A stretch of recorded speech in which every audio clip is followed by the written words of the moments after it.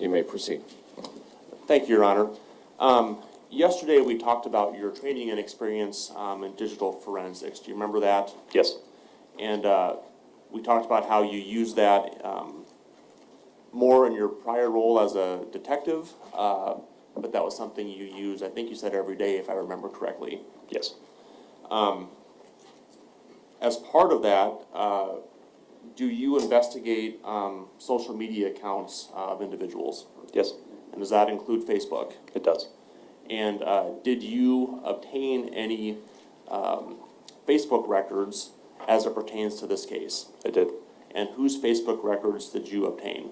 I obtained Mike Holland, Nick Seaman, and Taylor's Facebook pages. And when you get that information, can you walk us through the steps you have to take to get someone's Facebook account, for lack of a better term? Sure. So to get information from Facebook, generally speaking, you would submit a preservation to Facebook that's basically telling them, this is the account that I intend to get legal process to obtain. This is the date period that I need that information for. And then they will preserve that information pending our legal documentation to get it. After that, I'll obtain a search warrant and then submit that to Facebook. They have their own portal where you upload that. Their legal team scrutinizes the search warrant that you obtained, and then they either determine whether or not they'll give you the information you're requesting. Once they do, they send you whatever requested information they have. And did you follow that process as it pertains to the Facebook accounts of Taylor and also Nick Seaman? Yes. And can you tell us what Facebook gives you in response to a subpoena like that, just in general terms? So it depends on what legal process you're requesting. For a subpoena, you get far less information. They'll generally give you account identifiers, maybe some IP addresses that are connected to the account. For a search warrant, they can basically give you whatever they have retained on their servers. It could be chat messages, posts, friends, any interactions, likes, pretty much anything that Facebook has that they retain, and they don't retain everything, they will provide. Is there any way for the Facebook user to alter what Facebook would provide in response to a subpoena like that? I'm not sure if that was phrased well or not, but if you need me to clarify, let me know. Sure. So basically, Facebook will provide what Facebook has. Speaking in terms specifically pertinent to this case, the messages is what I assume you're getting at. The messages on Facebook, essentially, the easiest way to think about it is each user has a file cabinet of messages. So when somebody sends a message, a duplicate entry is put into each person's file cabinet. When that file cabinet is basically retained on your account. So if I were to send you a Facebook message and then I say, I don't want that Facebook message on our account anymore, I can unsend that message. And there's multiple options that you can do with that. So if you unsend a message, it will normally pop up. It depends on what version of the application you're using, whether it's browser or mobile or a different version. But generally speaking, when you unsend that message, it's gone from your file cabinet. So it retains on the other recipient party's version, unless that person were to do the same thing and unsend it on their side as well.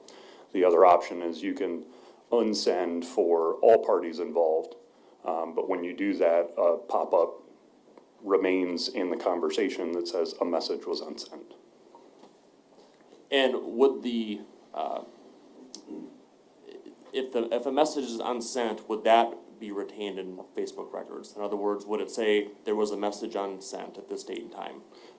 That only happens if that second option that I said takes place. So normally when you choose to unsend something, it will pop up and say either this only works for you, essentially, or would you like to unsend it for all parties involved? And if you choose to unsend it for all parties, then that message remains in the conversation and says a message has been unsent, and there's a date and time stamp.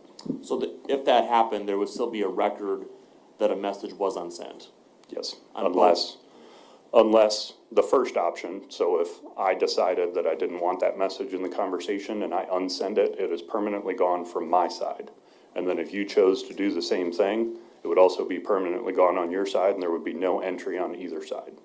So to completely get rid of an entry, or a message, let's say, it would take action on the part of both parties to completely remove it from showing up on the return for both of those parties? Correct. May I approach the witness, Your Honor? You may.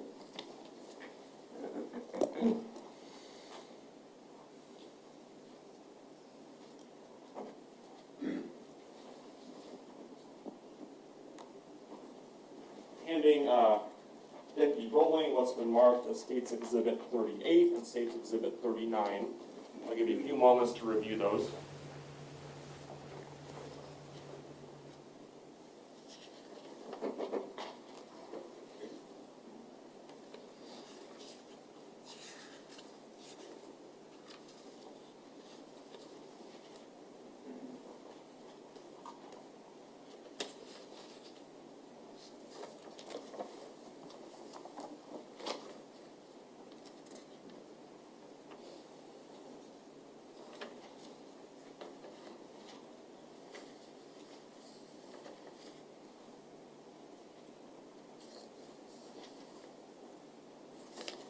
Okay. Let's start with State's Exhibit 38. Do you recognize that document? Yes. And what is that? This is an excerpt from the Facebook return for Nick Seaman that contains the conversation between him and Taylor. And how are you able to determine that this was actually Nick Seaman's account? Well, when I obtained the search warrant return, in order to get a Facebook account information, you have to provide either an account number or the URL for the account. That account number is static throughout the existence of your account, and this account number matches Nick's known account. Okay. And is it a fair and accurate copy of the return you received from Facebook when requesting that account? As far as this printed copy, Correct. yes, there's some animated photos in here that obviously aren't animated when printed, but other than that, yes. Okay. Your Honor, at this time, the state moves to introduce State's Exhibit 38. Your Honor, may I briefly audio the witness on this issue? You may. Thank you, Your Honor. Sir, when Facebook provides those materials upon request or upon warrant, what have you, do they certify the records when they send them back to you? They do. And so any packet, if you will, that you receive or a response from Facebook, that would come along with that certification, is that correct? That's correct. But that certification, at least with respect to that exhibit, is absent, is that right? The certification for the entirety of the exhibit is present as far as this excerpt that's sitting in front of me. They don't do a specific, it's called a hash verification to ensure that all the data is present.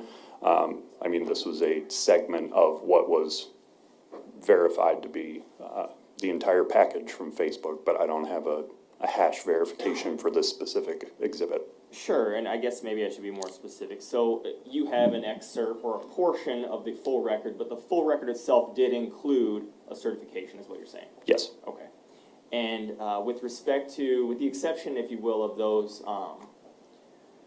redactions or the portions of the exhibit that are not included, they are the same and unaltered from the state in which you received them, is that correct? Correct.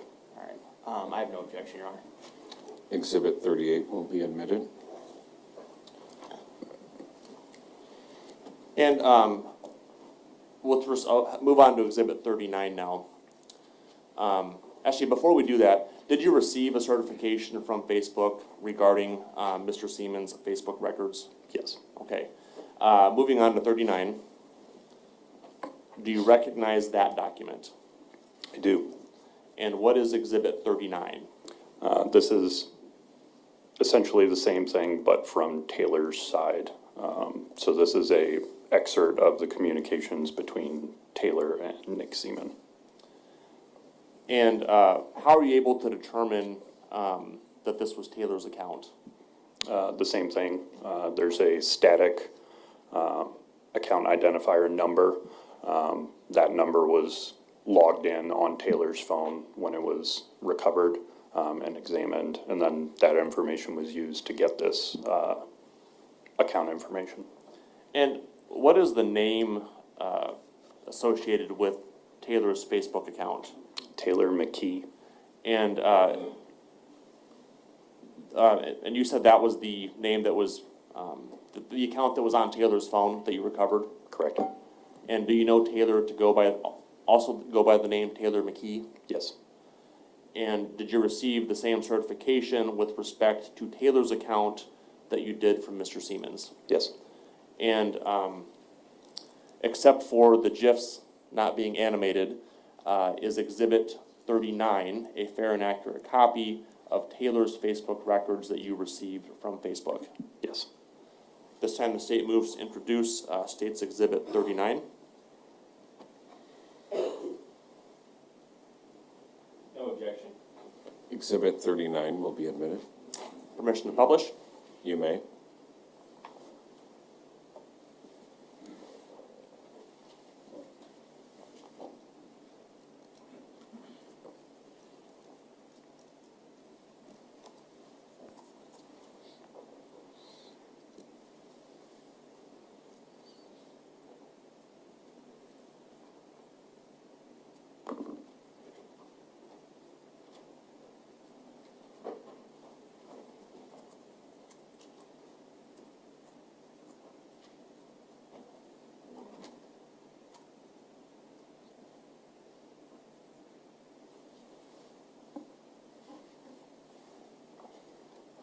It just appeared on my screen.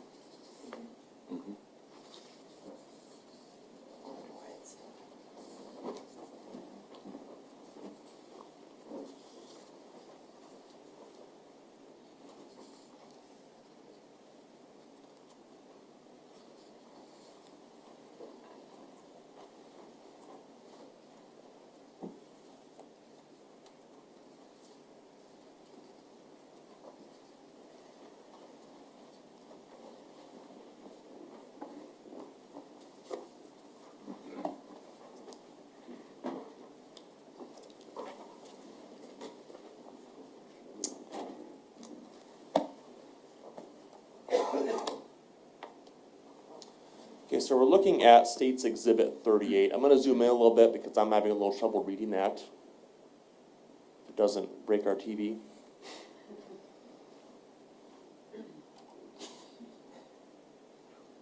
There we go.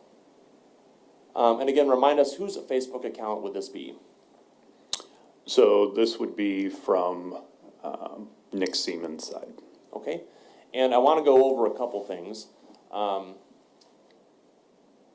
First of all, let's start with this message, which is not particularly relevant to this investigation, but to demonstrate a couple things. This message that I'm pointing at right here, who sent this message? So that would have been sent from Nick Seaman. Okay, and that's because it says author Nick Seaman right above that. Correct. And what date was that sent? March 1st, 2024. And then we have what looks like a timestamp.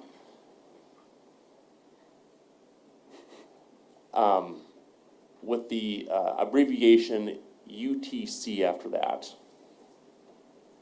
Wait for it to come back on. Do you know what that is? Yes. And what does UTC stand for? I believe it's Universal Time Code. It's basically 0 hours. So there's an offset for the various time zones across the world, and that's the start point. Okay, if it keeps doing that, I'll switch to the Elmo. Okay, I think I'll switch to the Elmo if the court's okay with that.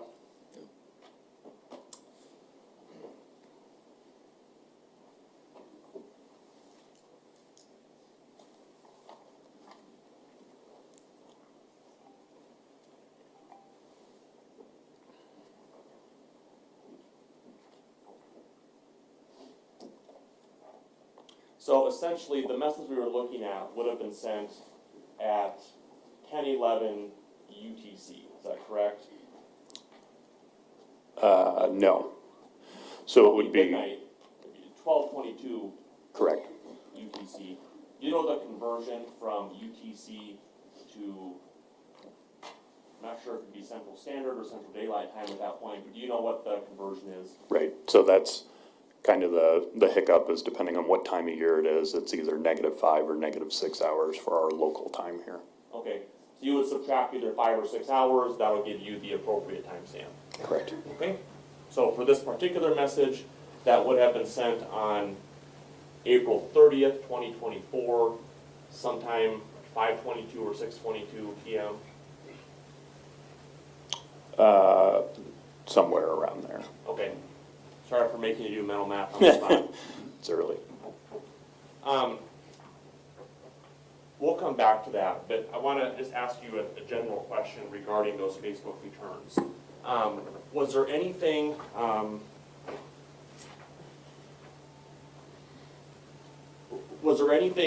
relevant to this information, or relative to, strike that, was there anything that was relevant to this investigation when you compared the Facebook returns from Taylor's account versus Nick's account? Yes. And what was that? From Taylor's side, there was only a few messages that were received after her time of death, after law enforcement had become aware of the investigation. I'm gonna check, just to the level of speculation, there's been no time of death testified to by anyone at this point, so that's at least speculative. Sustained. Does it stand to reason that Taylor was not sending messages after her death? Correct. And the prior statement that you made, was that in reference to that? Correct. So going back to the original question, other than that, was there anything pertinent to the investigation when you compared the two Facebook accounts? The messages that were received on Nick's account. And what do you mean by that? There was some messages that were received around the midnight hour that were of evidentiary value for the investigation. Okay, and did those messages show up on Taylor's account as being sent? No. Which again, going back to your training and experience, what does that tell you with respect to what happened on Taylor's account with respect to those messages? That they were unsent from Taylor's specific account. Okay, and were they unsent or deleted on Nick's side of the account? No. Okay, Aaron, may I use the Elmo one more time?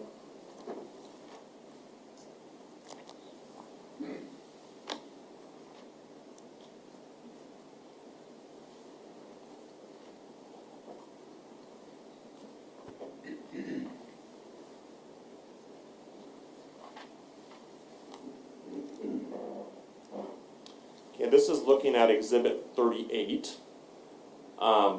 Do you see any messages, which is Nick's account, do you see any messages on Exhibit 38 on Nick's account that didn't show up on Taylor's? Yes. And can you identify which message or messages you're referring to? Yes. So this entry here is the beginning of the next message that's continued on the next page.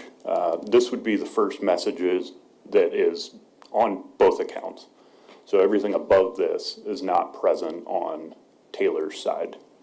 Okay, so specifically what messages were not present on Taylor's side? So everything from the top down, but pertinent to the investigation would be these two messages here. And the first one you pointed out was the top one is timestamped on this document as 3/14/24 at 4:34:14 UTC. Correct. And what message is that? It says, if I get killed, it was Chris. And then the next message, what does that say below that? It says, don't reply RN, he's nuts. And looks like that was sent about 36 seconds after the first message you went through. Yes. Okay.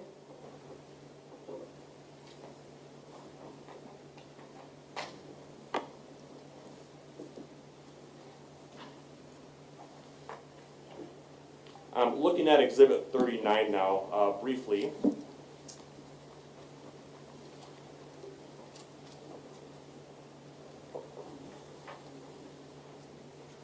And I won't go through the whole records, but did you find those entries on Taylor's side of the Facebook return?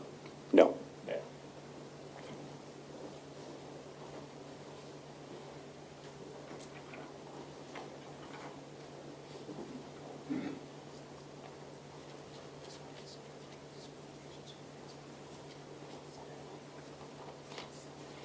Or may I approach the witness? You may. Pending the witness what's been marked as Exhibit 77.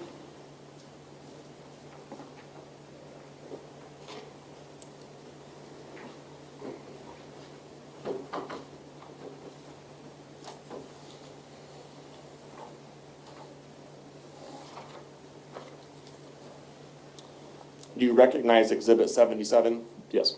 And what is Exhibit 77? These would be the certifications provided by Meta for the search warrant returns that we spoke about previously. And Meta is the company that owns Facebook? Correct. And were they or was that the certificate of authenticity that you received with the records that we just went through, specifically Exhibits 38 and 39? Yes. And are they fair and accurate copies of the certificate that you received from Meta? Yes. This time the state moves to introduce Exhibit 77. Your Honor, since they weren't shown to me first, you mind if I review them before I comment? Of course.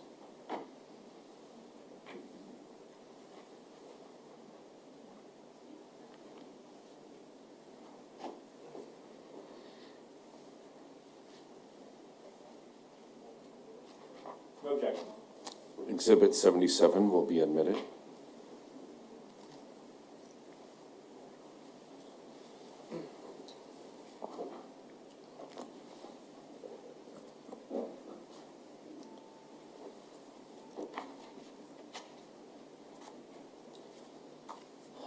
Moving on from that topic, at any point in the investigation, did you investigate or look at the Chevy Impala that what the defendant was driving?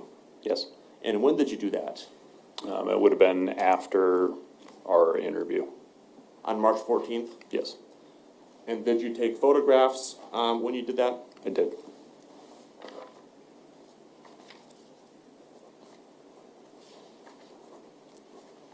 May I approach the witness, Your Honor? You may.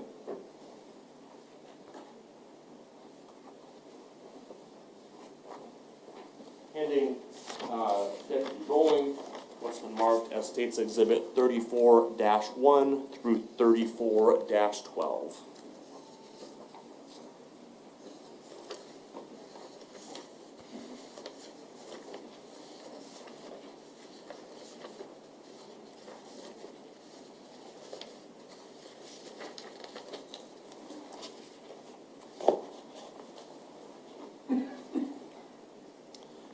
Do you recognize those photographs, I do.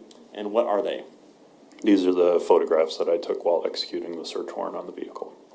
And are they fair and accurate copies of what you observed on that date when you executed that search warrant? Yes. This time the state moves to introduce the State's Exhibit 34-1 through 34-12.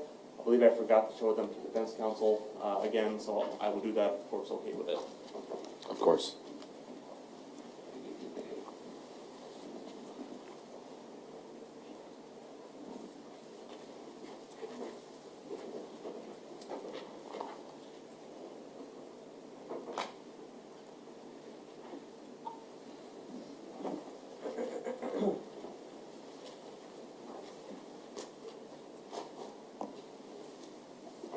No objection to the tendered exhibits, Your Honor? Exhibits 34-1 through 12 will be admitted. Permission to publish, Your Honor? You may. Given the TV issues, I'll use the envelope again to keep things moving.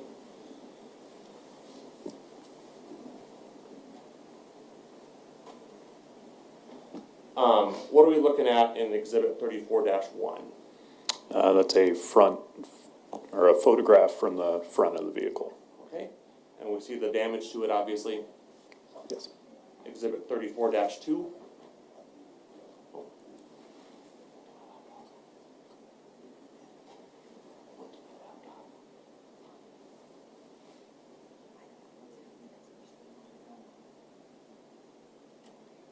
works when I'm not trying to make it work.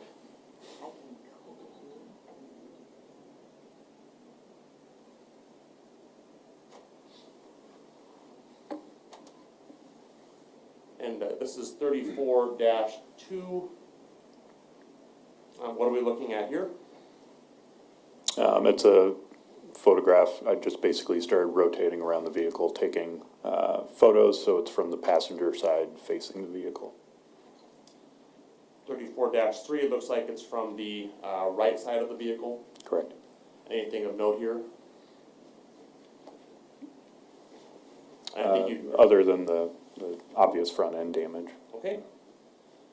34-4, looks like the rear right side of the vehicle. Correct. 34-5, different angle. Yep, from the other side.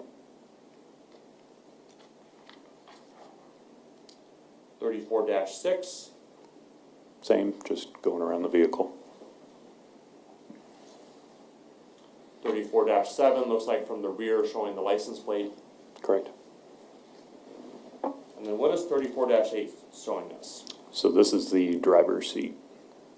And anything of evidentiary value here? It's a little bit difficult to see. Obviously, the airbag had been deployed in the accident. The seat belt remained locked out, showing that it was used during the accident. There's a floor mat folded over here, and once we go through the other photos, you'll see that there was some stuff under that. Okay, and did you collect any items shown in this picture? Yes. What did you collect? I cut and collected the seat belt as well as the floor mat, and then I ended up cutting out some of the carpeting under the floor mat. At least as it pertains to the floor mat and the carpeting, what did you do with that after removing it from the vehicle? It was sealed into evidence and then provided to Detective Grease. Okay. And then 34-9, what is this showing us? This is the passenger seat. Anything of note other than just documenting? No, not in this.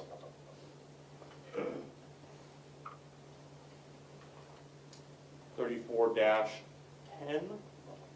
what is this showing us? So this is the seat belt. Specifically, this is the lap belt portion that goes across the lap of an individual. And it's a little bit difficult to see here, but there is blood in this area. Can you give us a sense for how much blood there was on that portion of the seatbelt? It wasn't extensive. It was basically enough for us to be able to see that it was there, but it wasn't extensive enough that it was soaked all the way through or that it had spread to any other location in the vehicle. Okay. Exhibit 34-11, what are we looking at here? So this section right here is the flat portion on the driver's side where your left foot would generally rest, where if it were a manual vehicle, like the clutch would be over here. So there's a little bit of blood right here on that, and that's the section that I'd cut out. Okay. And that's the section you cut out and provided to Deputy Grease, or Detective Grease. Correct. And lastly, 34-12, what is this showing us? This would be blood on the floor mat. Okay, and again, the same format that you provided to Detective Grease. Correct.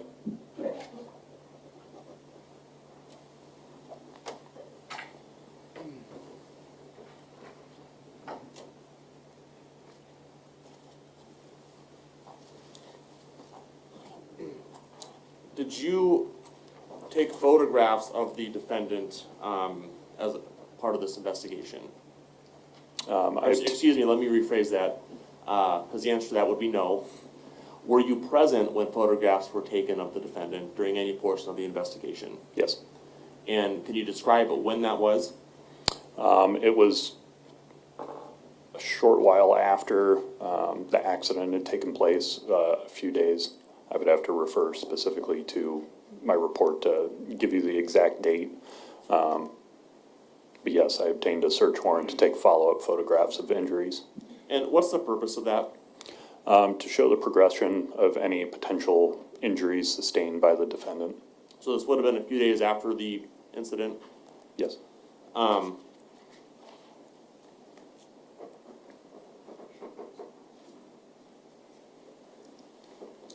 May I approach the witness? You may. Handing Deputy Rolling what's been marked as State's Exhibit 10-1 through 10-14, and then 10-16 through 10-25.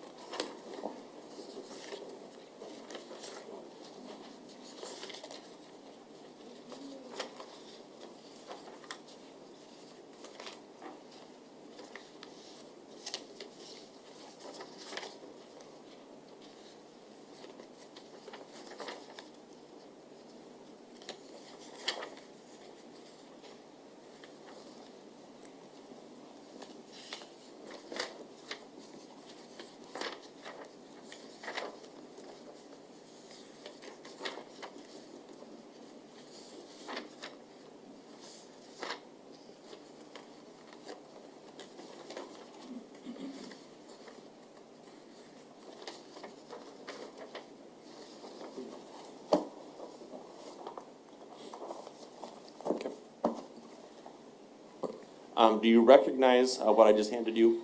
Yes, And what are they? those are the photographs we were just speaking about. And are they fair and accurate depictions of what you observed when you followed up a few days later and took these photographs? Yes. Your Honor, this time the state moves to introduce State's Exhibit 10-1 through 10-14 and 10-16 through 10-25. No objection, Your Honor. Those exhibits will be admitted. Permission to publish? You may.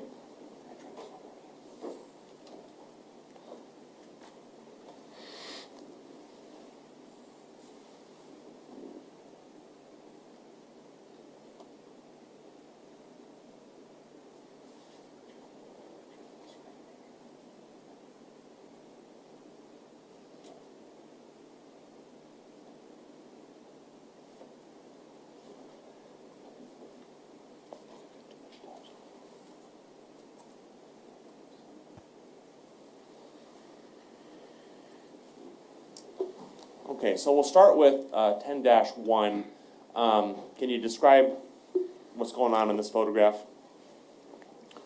So this is taken in the medical area of the Scott County Jail. We have exam rooms in there. This is just an overall photograph of the defendant. Moving on to 10-2. What is this showing us? This is a little bit closer overall. And then I believe the next photo is going to show a more detailed depiction of what we're getting at. So we're looking at 10-3 now. What is this showing us? This is showing a slight bruising on the left shoulder of the defendant. And that would have been also in 10-2. This just shows it better. Correct. Moving on to 10-4. What is this showing us? Same thing, but with a little bit different lighting to emphasize the bruise as well as the scale. Okay, so the tool in there is to show you how big the injury is.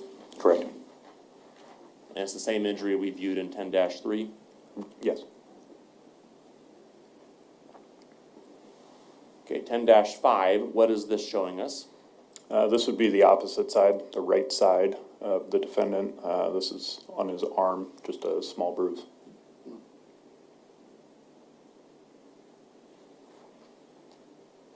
And then 10-6, is that the same injury with scale? Yes. 10-7, what is this showing us? This is the defendant's back overall. And 10-8, it's sideways, but can you tell us what's going on here? This would be the defendant's left arm, the underside of the elbow area that's bruised with scaling. And 10-9, what is this showing us? This would be the same area, but on the right side.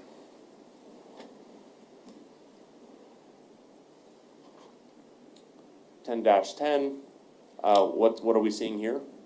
This is an overall of the abdomen area that would be impacted by the lap belt. Okay? And do you see bruising where a lap belt would have possibly gone over his waist? Yes. And where's that? There's some over on this side, and then it's difficult to see in this exact photo, but there is some on this side going near this laceration.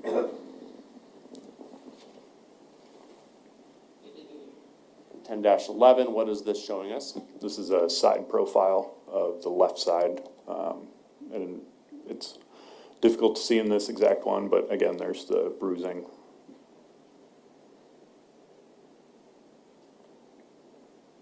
10-12, what is this showing us? This would be the laceration with scale. And that'd be the laceration that we've seen before around the left hip area. Yes. 10-13, This would be over on the right side, so we've spun around, and this is a better view of the bruising on the right side. 10-14, same thing with the scale, it looks like. Correct. And then 10-16, This is the, back to the left side, there's slight bruising on this thigh. okay. 10-17, This would be the right foot. and was there an injury on the right foot? There was a cut on this big toe here. 10-18 It's just a better angle. of that right toe. Correct. 10-19, Same thing with scale. 10-20, This would be the left foot. and why did you take a picture of the left foot? Just to compare to the right foot and show that there were no injuries. 10-21, what is this showing us? This would be the back side of the left hand. Anything of note on this photograph? No. And 10-22, This would be the palm of the left hand. okay, same question, anything of note on this photograph? There was an unknown blemish on the pinky finger, but it didn't appear to be an injury that we could tell. Now we have 10-23, what is this a photograph of? Back side of the right hand. 10-24, And the palm of the right hand. and either the backside or the palm of the, I think we're looking at the right hand, you said, was there anything of note? No. And then lastly, for this exhibit, we have 10-25. So this is back on the, I believe, left side of the hip. Just tried a little different lighting to emphasize the bruise. Okay?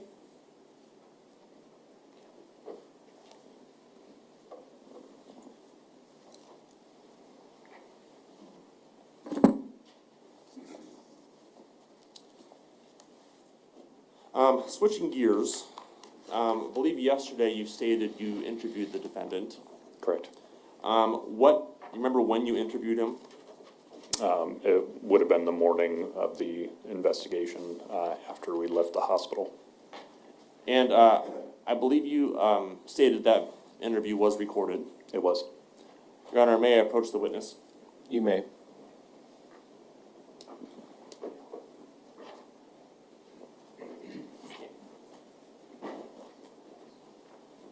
Handing Deputy Rowland and marked State's Exhibit 45.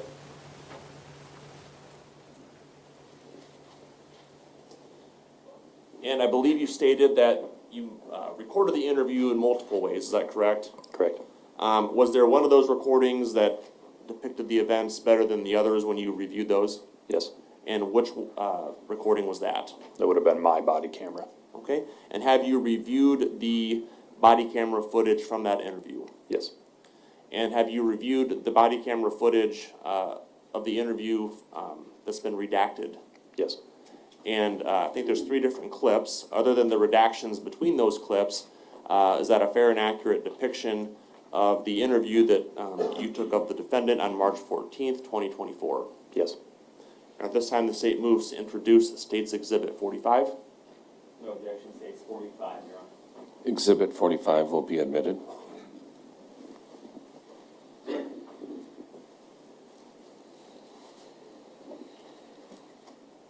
Permission to publish? You may.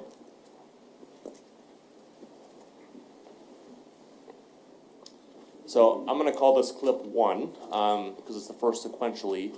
I'd like you to just, can you tell us the date and time that this would have started? So our body cameras publish a date and time stamp up in the top right-hand corner of the recording. So this would have been March 14th, 2024 at 09:57 hours local time. So that'd be 9:57 a.m. Correct. And I think you testified yesterday that Sergeant Hill was also in the interview room with you, Correct. okay?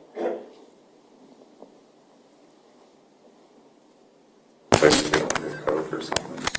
Would there be any chance I could get a code or something? If not, I understand. Maybe. I don't have any back there, but I can check the machine here in a minute.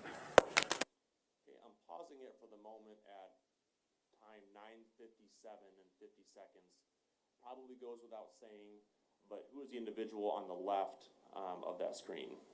So on the left side of the screen, that's me. Okay, so that'd be you right there, and then we have the defendant right there. Correct. Okay.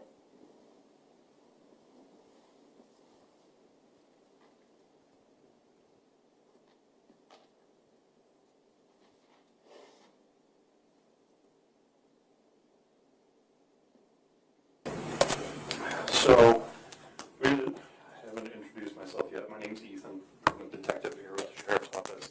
This is Greg. He's also a detective. So, Would you be able to open this one? I can't. My hands are around it. Yep. So, obviously some stuff happened last night, and that's what we're here to figure out. Before we get started, I'm sure that you already know I gotta read your rights, so we're gonna get that out of the way. You have the right to remain silent. Anything you say can and will be used against you in court. You have the right to get advice in presence of an attorney. If you cannot afford an attorney, one will be appointed for you. You have the right not to answer any questions or make any statements. If you choose to answer any questions or make any statements, you have the right to stop doing so at any time. Do you understand these rights? Yes.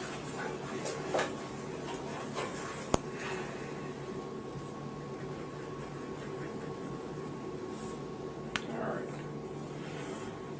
So, I just start off my interviews the same way every time. I'm going to just grab your information because all I know is what I was told today. So I want to make sure everything I have is right. Your name is Christopher? Yes. Just common spelling. Yes. What's your middle name? Lee, L-E.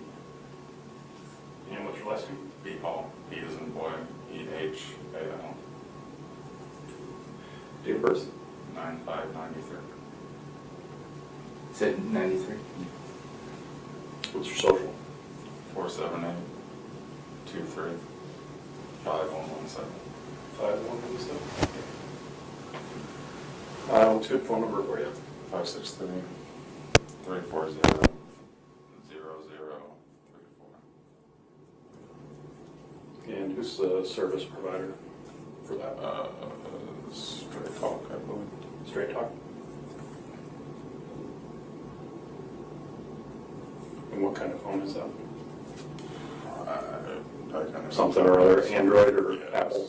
Galaxy, I'm pretty sure, Galaxy something. It's an Android phone, I'm not exactly sure what model it is. You know how long you've had it about? Maybe 3 years, I honestly couldn't tell you.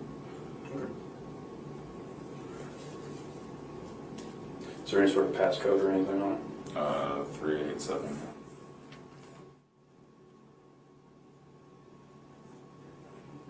What's your address?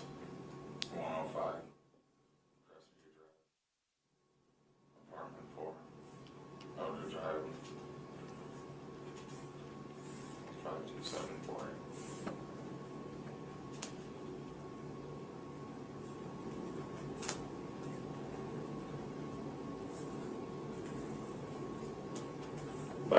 have you lived there? 6 months maybe. Anybody live with you? My girlfriend. But you guys already know that. Well, like I said, I run through the same stuff with everybody. I know. So. What's your girlfriend's name? Taylor S. Contreras. Can you spell her last name for me? ESCONTRIAS,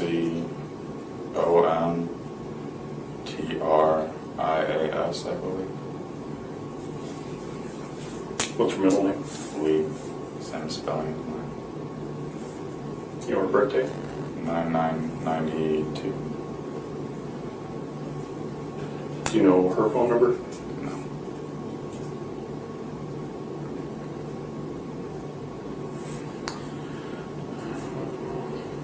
Do you have any vehicles? Not that I own. Do you have any vehicles you drive? 2012 Chevy Impala Silver.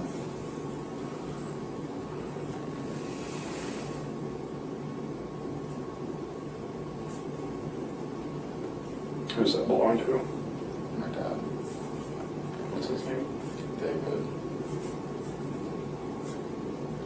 Behal. Yeah. Where does he live at? 5 Garfield Court. Davenport. 52804.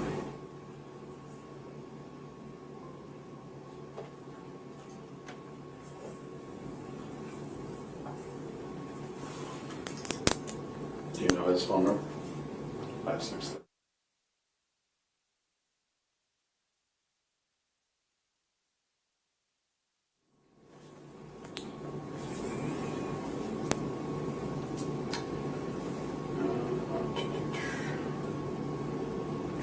Got your dad. Is your mom local here? Lives with my mom. Or lives with my dad. What's your mom's name? Teresa. Teresa.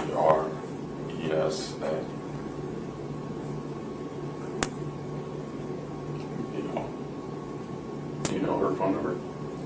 I want to say 5.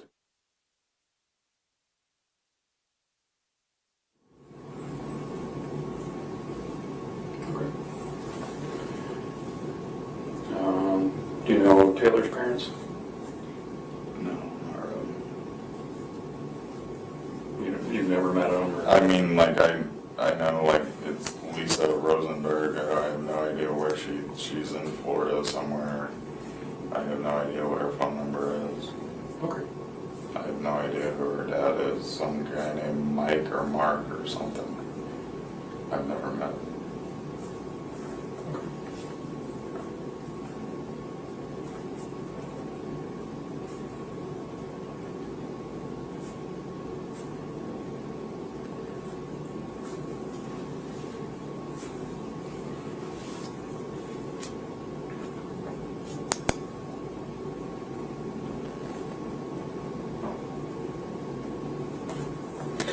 All right. So next questions I ask because you're technically in my care right now. I'm going to pause it there for a moment. For the record, it's paused at timestamp 10:04 and 58 seconds a.m. Yesterday you talked about going through demographic information with people you interviewed. Do you remember that? Yes. And can you remind us what the purpose of that is? It's to compare known information versus what's provided by the suspect. And do you do that for any other purposes as well? It's to gauge the cognitive ability of the individual I'm speaking with, whether they can recall information that should be easy to recall, and provide me accurate information. And up to this point of the interview, is that essentially what you've been doing, is asking those demographic type questions? Yes. And did you have any reason at this point to question whether the defendant was understanding or comprehending the questions you were asking? No. And regarding the phone passcode that the defendant gave you, were you able to confirm whether that was a correct passcode or not? It was not. Okay. Continuing on. Well, hospital, but if something happens to you now, I want to have an understanding of kind of what's going on with you so that if medics come down, we can give them that information. Do you have any medical conditions or anything? Acid reflux. Anxiety, depression.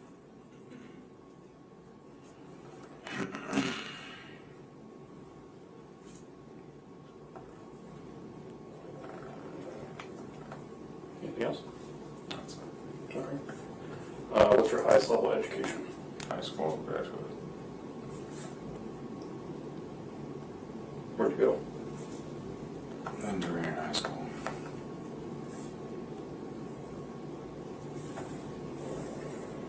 Have you had any alcohol in the last 24 hours? Yes. Do you have any idea how much? Not really.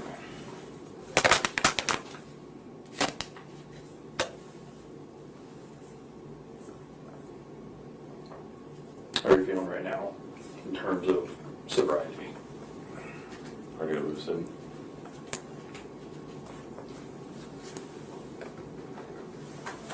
I'm gonna pause it there again.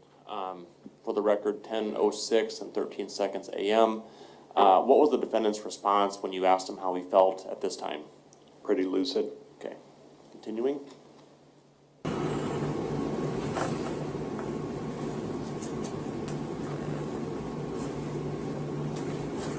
Would it be like a normal amount of alcohol for you?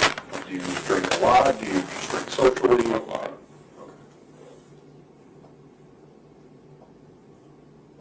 Like, are you starting to have a withdrawal sitting here, or? There's a chance. I can't tell you yes or no. Okay. I do have a history of withdrawal seizures.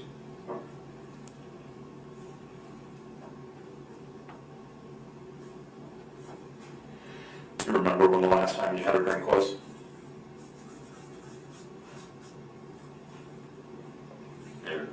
Last night, maybe. I couldn't tell you exactly. Do you remember what it was? Vodka.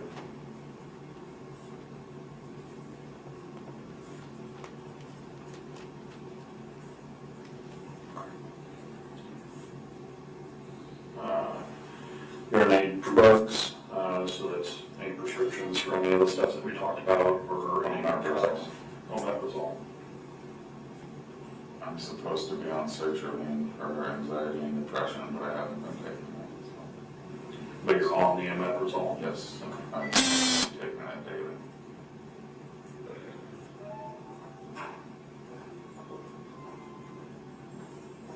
What's the other one? Sertraline. Do you know how to spell that? SERTRALINE.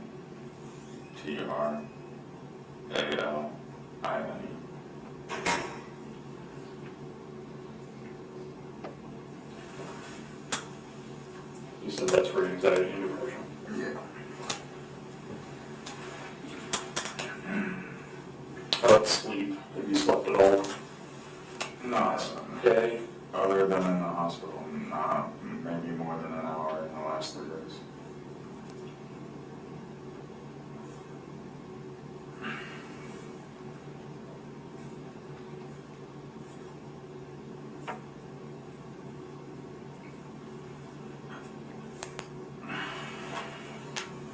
Is that pretty normal for you to not sleep? We were coming off a pretty long bender.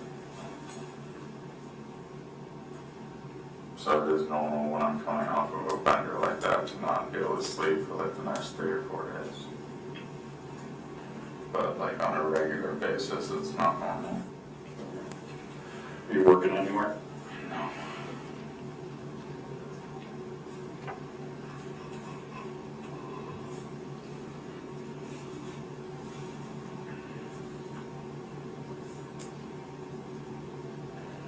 So everybody's got a different definition of bender. Is yours just alcohol, or is it alcohol and Just something?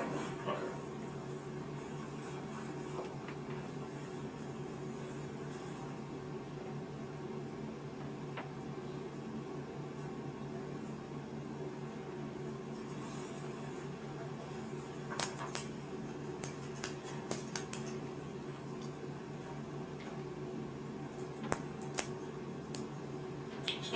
working anywhere.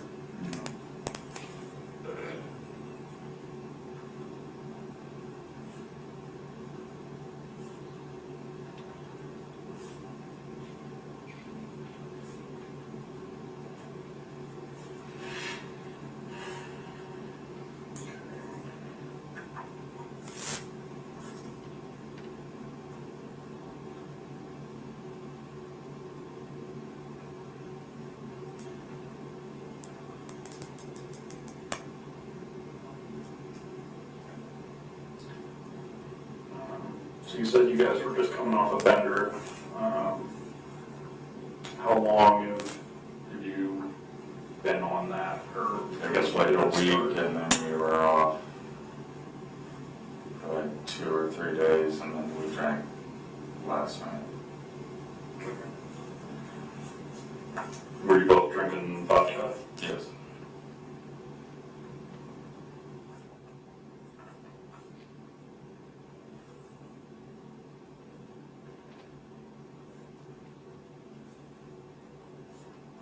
Does Taylor have a car?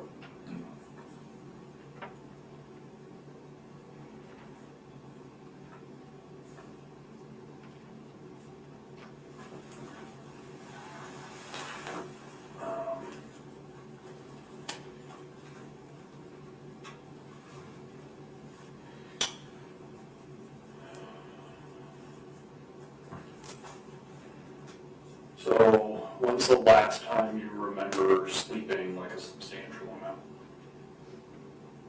Like an actual restful? I don't remember.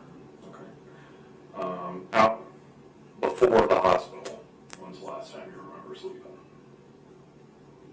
One of them on the bender. Okay. I mean, but that's like just what me blacking out, I guess. So.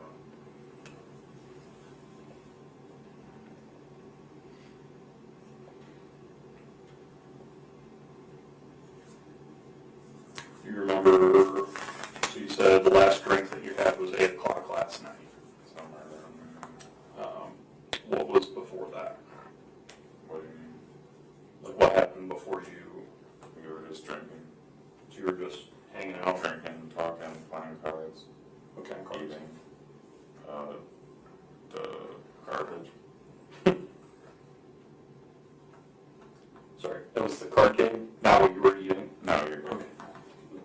Yeah, it's the card. Yeah, it was the card game, not what we were eating. Okay. What were you eating? A variety of things: chicken Alfredo, chips, a burrito. I'm not even sure what else.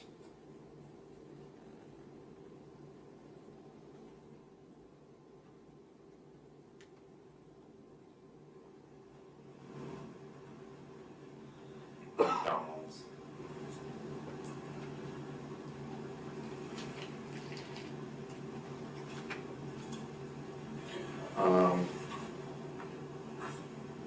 Did you guys go get the McDonald's? You have it delivered? We went and got it that afternoon.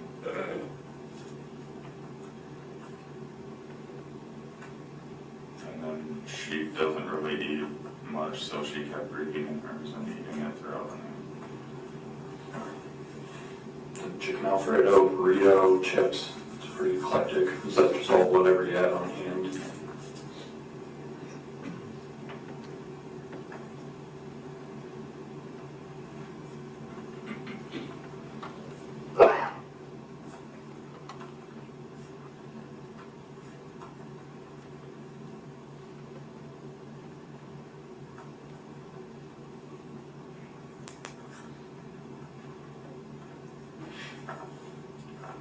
What's garbage? I'll pause it there for a moment. For the record, at 10:14 a.m. and 14 seconds, you just asked the defendant, what's garbage? Why are you asking him that? Well, it's a card game that I'd not heard of. So I thought that it would be a decent opportunity to get another assessment on his cognitive ability to understand what's going on in the conversation and communicate with me effectively. And I know we haven't heard his explanation about what garbage was, but was he able to do that satisfactorily to you? Yes. Were you able to understand how to play the game after his explanation? I was able to get enough of a grasp to at least start playing the game, and then further explanations throughout that. Okay, continuing on. Card game where you have 10 cards face down, each view, and then you have the deck in the middle, one card face up, and then you can either pick that card if it goes within your 10, or you can draw the next card. The first person that fillers up loses a card, so then they go down to 9, and then it just goes down until the first person that hits 0 wins. Where are you playing that at? The kitchen table.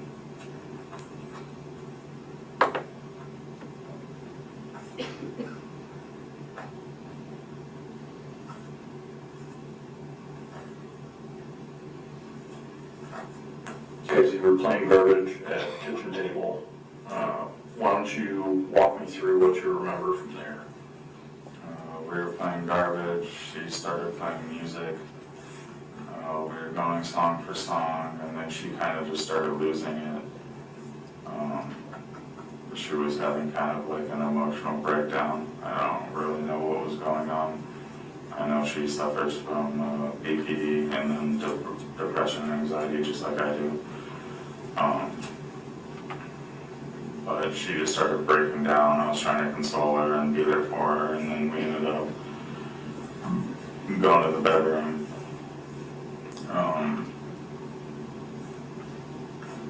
Then we went outside for a cigarette, came back inside. She started talking about her sister, because I brought up something about her sister because of the blanket that she had given her, what was written on it.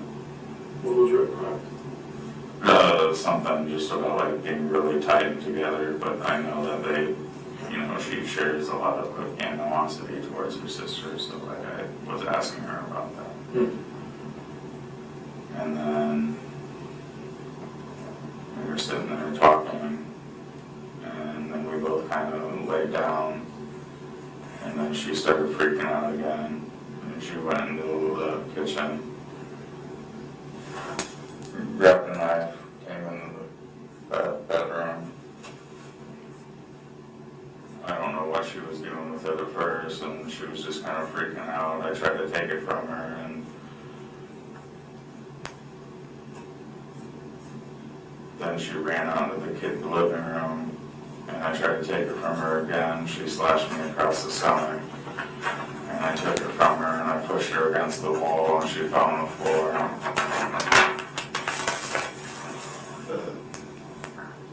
And I don't know how much of this next part is true or false, but I remember grabbing the baseball bat and hitting her with it, and then stabbing her.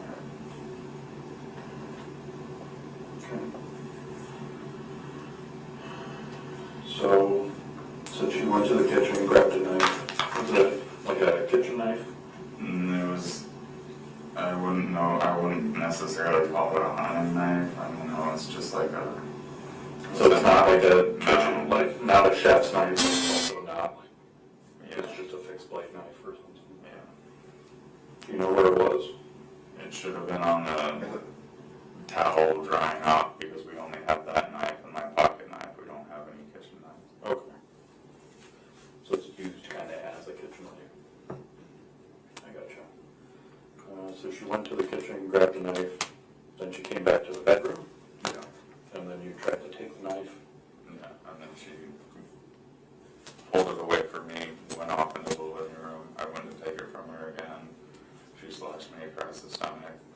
I pushed her against the wall. She fell to the floor. I went and grabbed my baseball bat. From what I remember, I thought it was a dream. I was hoping it was a fucking dream. And ended up hitting her over the head with it, and then I stabbed her. I don't know how many times. What did you stab her with? The same knife she cut me with.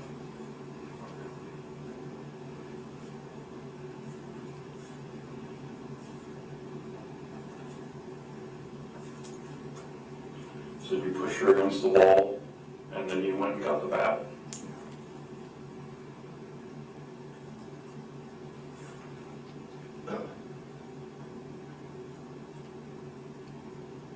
I think I'm missing some scenes in between those because I know I was blacking out at the same time, but those are the events, some of the events that I remember. That's all I remember, but I'm almost positive I'm missing some in between shit here. Sure.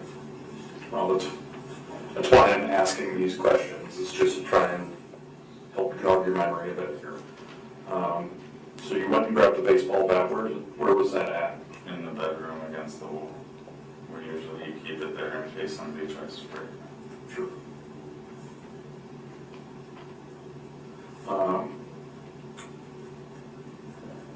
So which wall would it be? Is it like by your door or like by the bed? Should have been by, like if you're looking at the sliding glass doors and TVs on the right side, it should have been on the left side.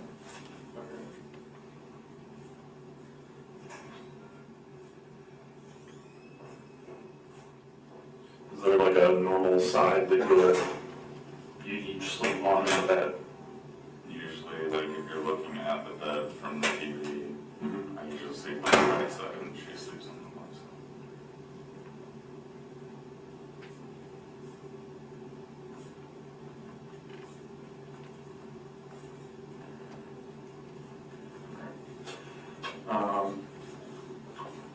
So you pushed her against the wall, then you went and grabbed the baseball bat. You said you hit her. Yeah. Do you know where you hit her at? The head, I'm pretty sure.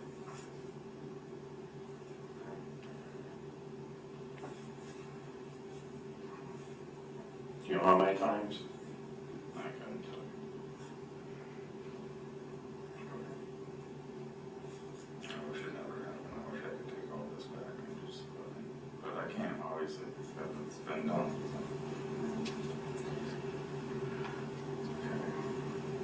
So went grabbed the baseball bat, hit her in the head, and then you said you stabbed her with the same knife. Correct. Do you know where? I want to say the throat, but I'm not exactly sure. I'm almost positive it was the throat.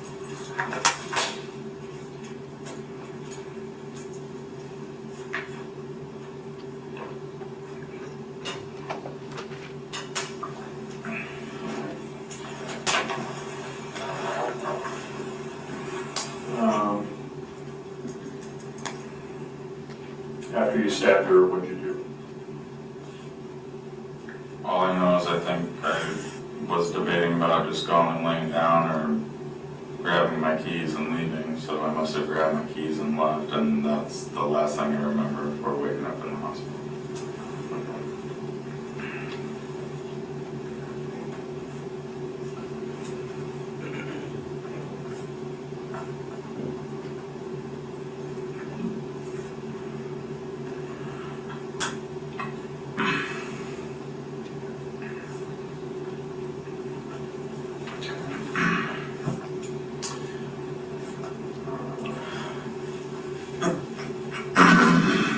Good.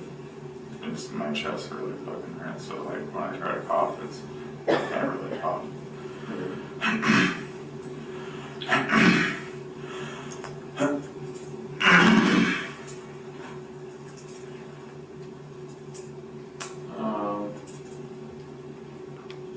So you guys went out for a cigarette, started talking about her sister.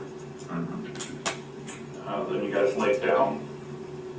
Then she started kind of freaking out about something. You said she started having another breakdown. We were going back and forth talking about her sister and then my family. Sure. And I'm pretty sure we both fell asleep and we must have both woke up and I don't know, she started She was freaking out. agitated. Yeah, she was agitated. She was going off about something, went to the kitchen, grabbed a knife, came back to the bedroom. Didn't know what she was doing with it. Did she say anything? What did you ask? I mean, she had been talking about killing herself like all day, and like we both do. I'm not gonna lie, we both talk about killing ourselves pretty consistently.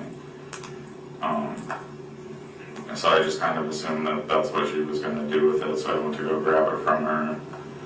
She pulled away, ran off into the living room. I tried to grab it from her again. Ended up pushing her against the wall. She fell to the ground. I went and grabbed the baseball bat, came back, hit her in the head with it. stabbed her with it, and then I must have left after that. So you said you pushed her against the wall, she fell down. Do you think she was unconscious, or? I believe so, or at least semi. Because you said you took the knife from her, was there resistance, or? It was just on the ground at that point, because I ended up just shoving her against the wall, so she must have been unconscious. Or she just kind of gave up and went to sleep. Yeah, she must have been unconscious.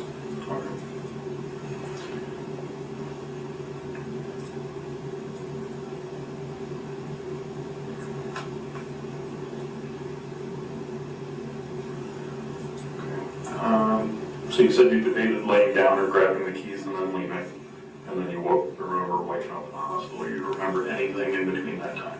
No.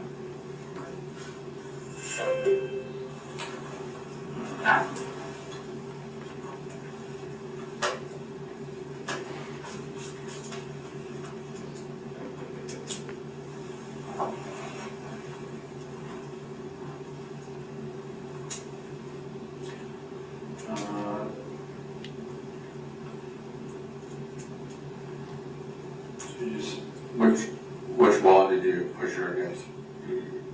It should have been the wall with the door on it. And the front room. Like the front door? Yeah.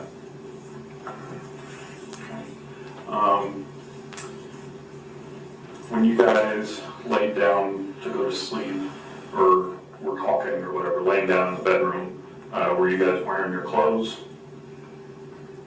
I believe I was. I believe we both were. She might not have had bottoms on, but I'm pretty sure maybe I didn't have a shirt on. I usually don't go to sleep with a shirt on, but I know when I'm drunk that I'll go to bed with whatever. Yeah. Do you know about her, what she was wearing? I'm guessing a shirt. Okay, I'm gonna be honest with you. I don't know what happened from the time that we went to bed to the time that I hit her with the baseball bat. Let the record reflect, I paused the video at timestamp 10:26 and 34 seconds AM. Just rolling, was it significant to you when the defendant told you that he kind of made that stuff up in between? Yes. And what was your thought process after he made that statement to you? It made sense, because so far the version of events that he had provided wasn't matching up with the physical evidence seen on scene. Okay, and without speculating, because you weren't there, what portions of the interview up to this point didn't match up with the physical evidence that you observed on scene? The struggle by the front door that he was referencing, the evidence on scene didn't support that. And why not? Because it appears that the struggle began somewhere else, and the blood on scene shows that the struggle happened throughout the apartment in multiple locations, and in the version that he provided, theoretically, if what he said was true, the blood would be concentrated right in that area because the stab didn't happen until then. Okay, and as a investigation strategy or interview strategy, what's your thought process as far as where you're going to go from this point? Basically, I'm going to start over. Okay. Mr. Larson, I apologize for the interruption, but would this be a good time for the jury's morning break? My only assumption is that she wasn't wearing bottoms. Like completely naked, or Yeah, just completely underwear? naked from the bottom down. Okay.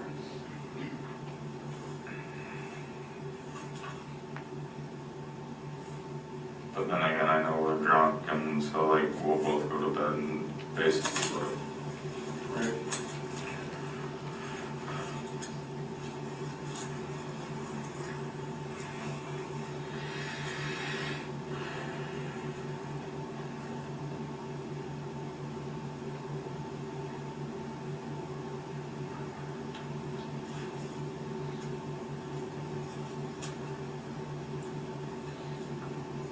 you know, we had problems, but like, wasn't this serious?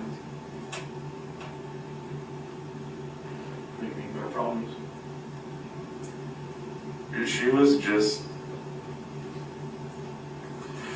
and she always kind of made it seem like I wasn't a part of this relationship. And she had said earlier that day that it's a one-sided relationship. And she always talks shit and, you know, makes me feel like shit. But I loved her, you know, so, and I just was trying to work on things with her. That's the only thing I could think of is why, like, something happened. It's like, maybe she said something, I don't know, I have no idea, because all I remember is waking up and I was hitting her with a bat in the living room. I don't remember anything before that, other than laying down.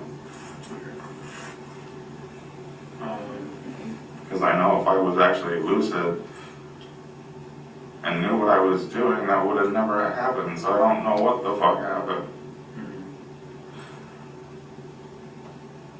I wish I did. I wish I could tell you.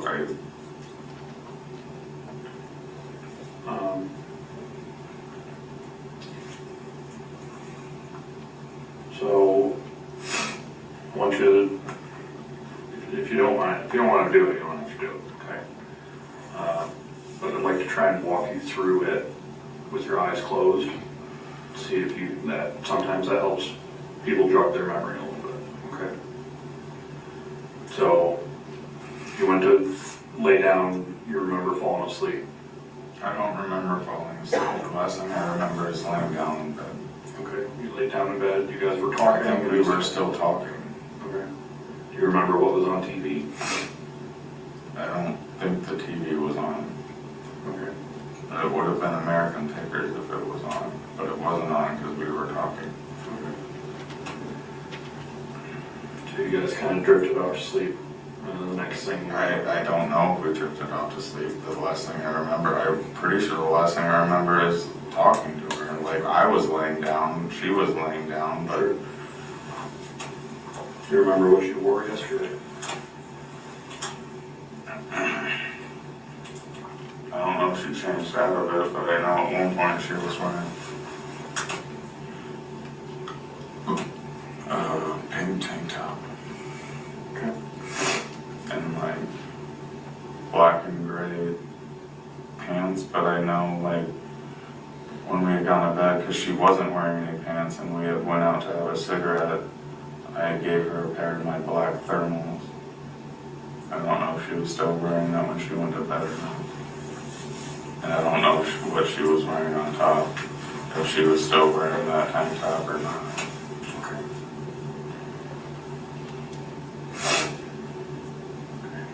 So the next thing you remember is hitting her with a bat. We came inside and we were talking. We laid down, we were still talking.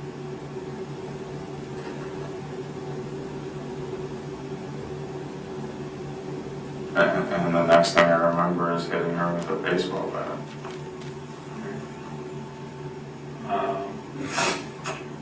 When you hit her, was she facing you? Was she facing away? I think she was facing away. Where was she at? Was she standing, kneeling, laying down? I think she was trying to go for the door. Okay. So do you think that, was she like standing or? And she was on the ground, like either crawling or kneeling.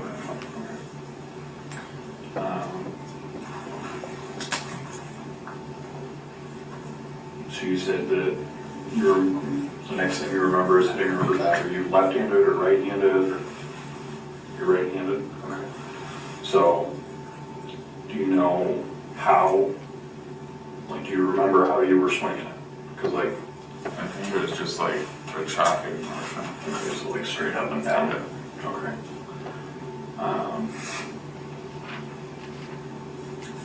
In remembering that, does that jog how many times you think you probably swung? Maybe 6, I couldn't put an actual number on it. Sure. Okay. So you remember swinging like straight up and down. Then from there, you said that's when you stabbed her. Do you remember where the knife came from now? Okay. So you just remember stabbing her, you think, at the throat? Yeah, Do you remember where at, you think? by the door. Right. But where at on her? Like somewhere over here. Okay. Okay.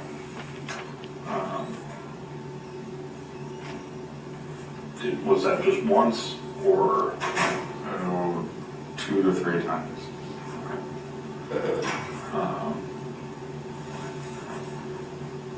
I also remember there being a lot of blood in the kitchen. I don't know what happened there, where that came from.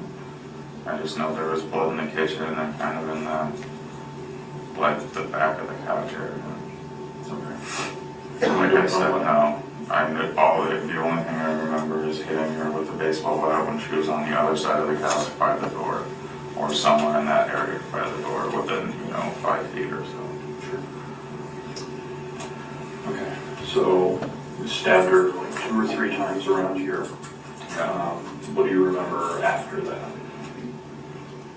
Debating on if I was gonna lay down, and then was like, no, well, then the cops are gonna get me. And so I guess I must have decided to leave. And that's all I remember is basically deciding to leave. I don't even remember grabbing my keys. In thinking about whether you were going to lay down or whether you were going to leave, do you remember where you wanted to go? No. Just getting out of there. Yeah, just leaving.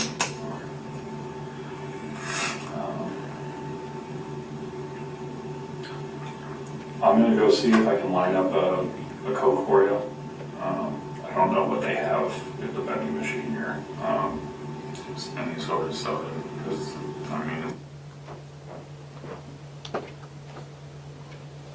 So that was the end of the first clip. For the record, ends at 10:38:24. Moving on to the second clip from that same interview. Which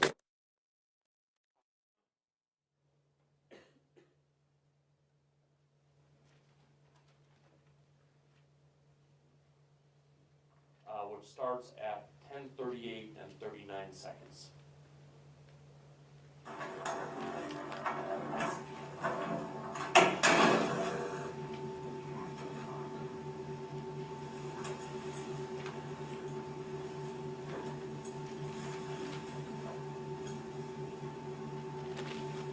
the fuck did I do?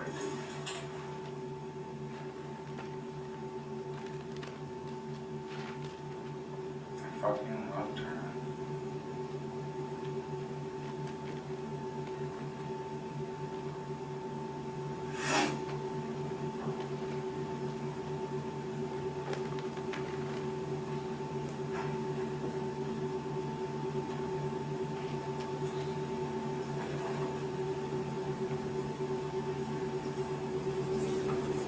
And drinking has ruined my entire life.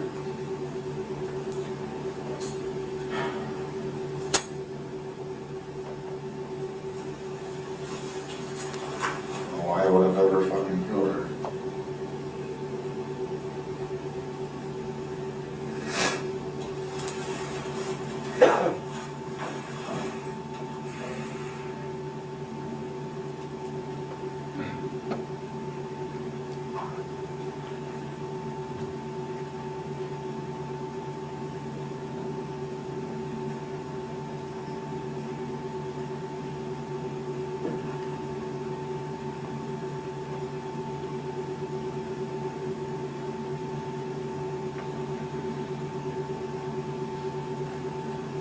Who are you?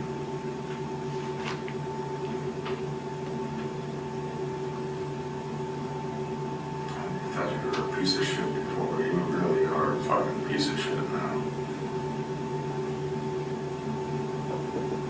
I just wish I knew what happened.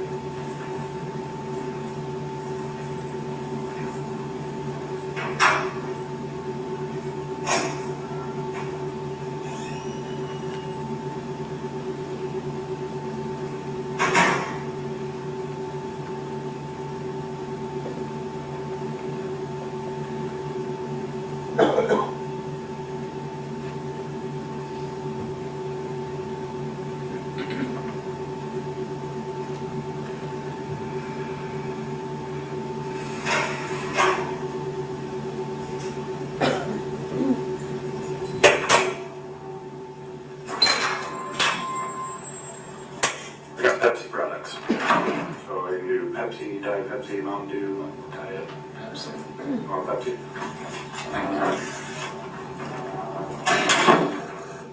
Not that I fucking deserve it. I don't deserve to fucking live it. Should have been me out there.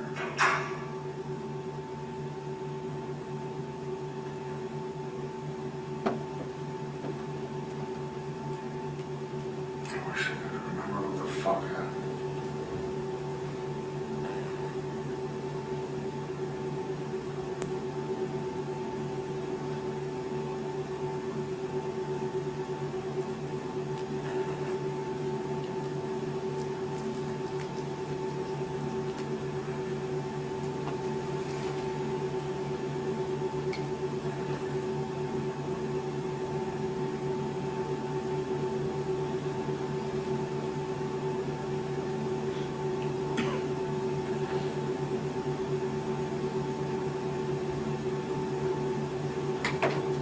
Why did that? Obviously because of the alcohol. But why? Like literally why? We drank I don't know how many times before and I've never done this. Why now? Why would I do this?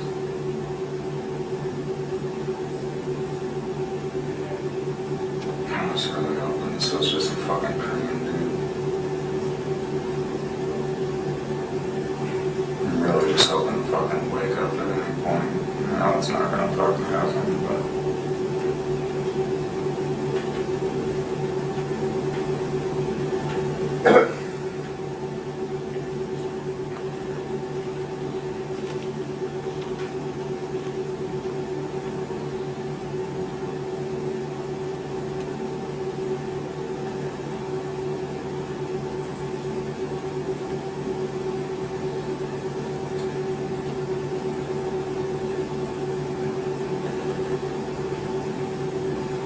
Drinking worth it now, dumbass?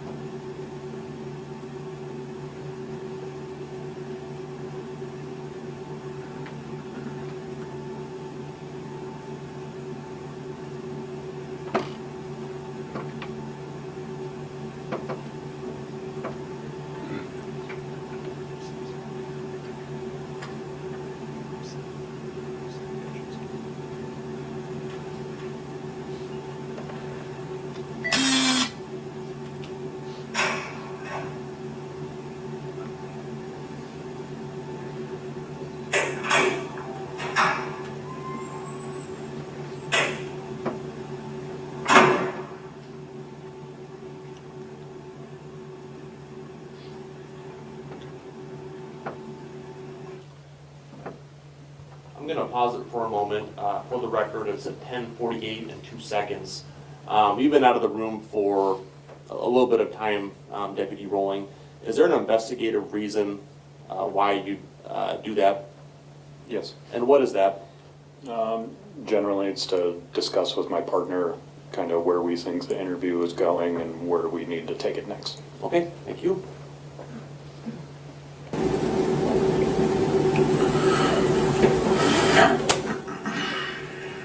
Should've just let her leave the night before.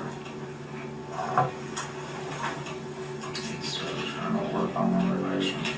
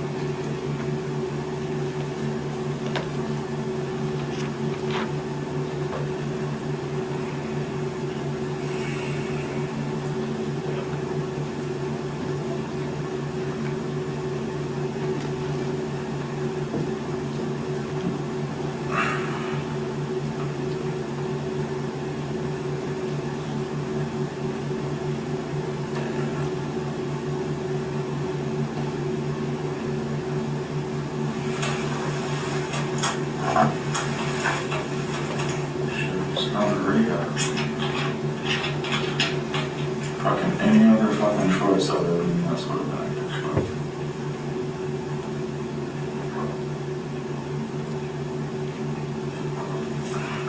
I remember making the choice. I remember making the choice to drink.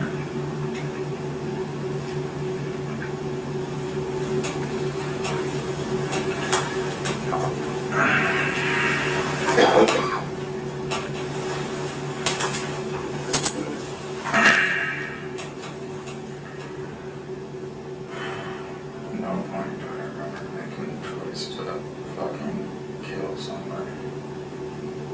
What the fuck?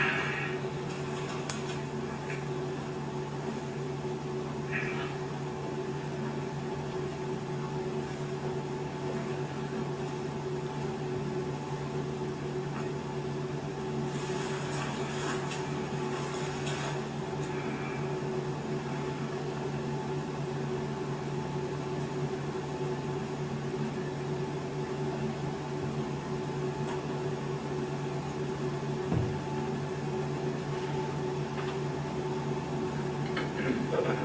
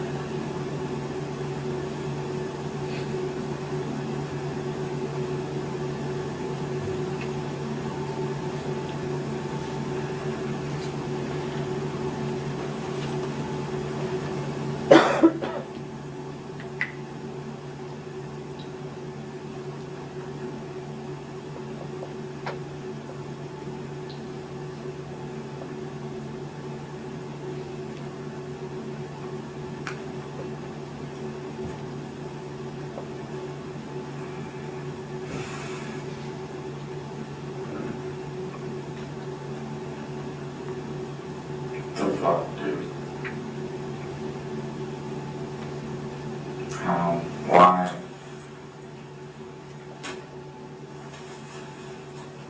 What the fuck?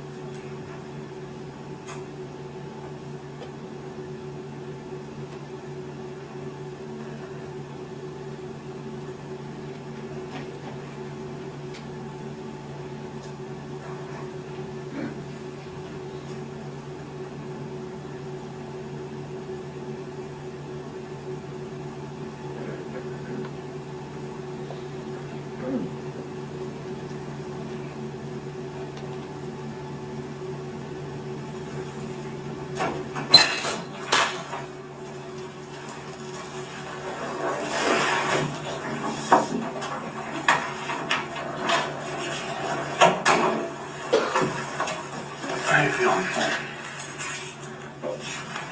Other than shitty.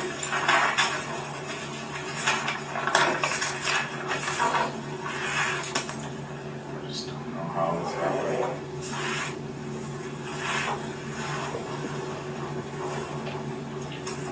Have you remembered this happened? Yeah. Have you remembered anything else while you've been sitting here? I wish I could. I don't know what the fuck happened, why it happened.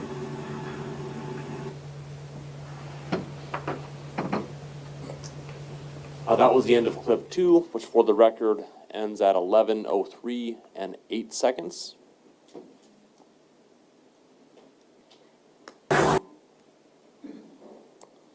Moving on to the third clip, which starts at 11:04 and 17 seconds.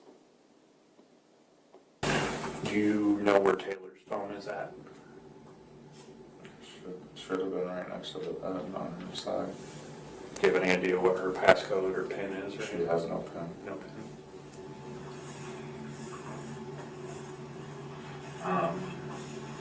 Do you know if anybody does she have anybody local here, family wise? Grandma. Grandma? I need to plug my computer in around or see a low battery. I apologize.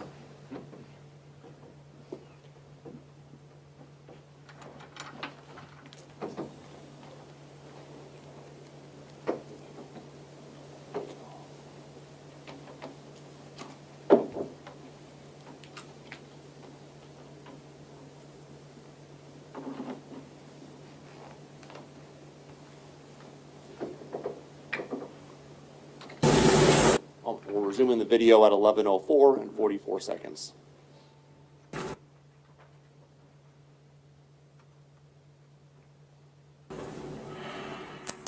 Her address is in my phone somewhere up on Central Park. What's her name? I don't know. Okay. Obviously, we have to make a notification to somebody, so, What about her sister? You said She lives in Florida. his mom. Her mom's in Florida. They come back during the summer. They go to Florida during the winter and come back to Iowa during the summer. Gotcha. Where do they normally stay when they're up here? Some in trailer park over in Illinois, or Coal Valley, I can even tell you where. Okay. I've only been there once, I don't want all the address. Okay. Does she have any other siblings besides the sister? She has a brother, Jake, I think. I have no idea where he lives. I don't even know if he's local or where he lives. Okay.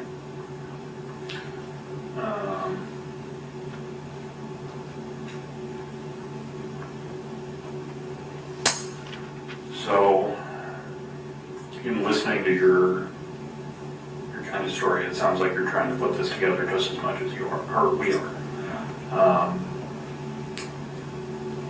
Why don't you tell me a little bit about yours and Taylor's relationship? When did you guys start dating? When we were in rehab, basically. Was that here locally, like in Countries? Trios.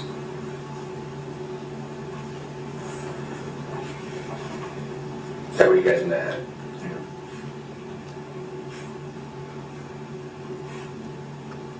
We're both alcoholics.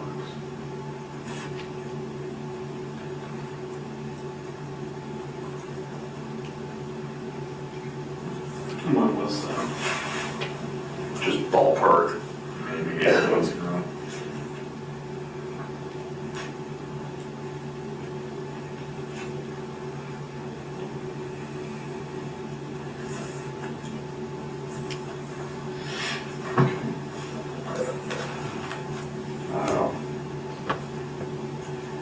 What do you guys like to do together?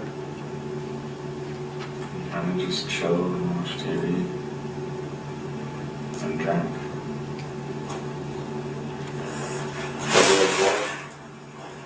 Whatever is on. We only have like the scannable channels.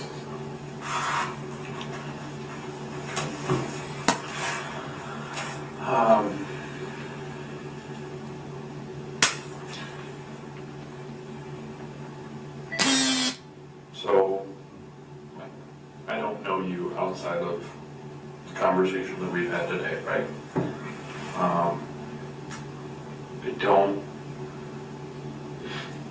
I can't pretend to know what you're going through right now.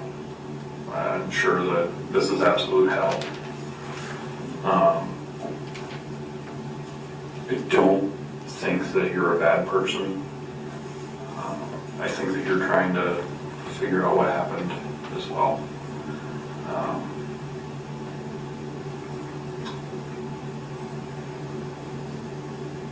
So I'm gonna go back and kind of hit on some other things that we'd already talked about. And it's not because I don't believe you or I'm trying to trip you up or anything. I'm just trying to help you remember because you're having a hard time, right? I just know I blacked out in that spot and I don't know what the fuck happened. I led up to me hitting her.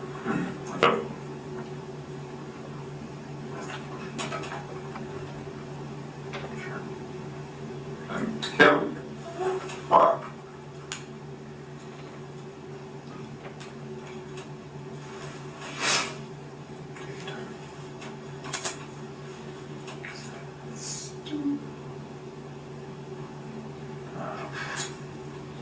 So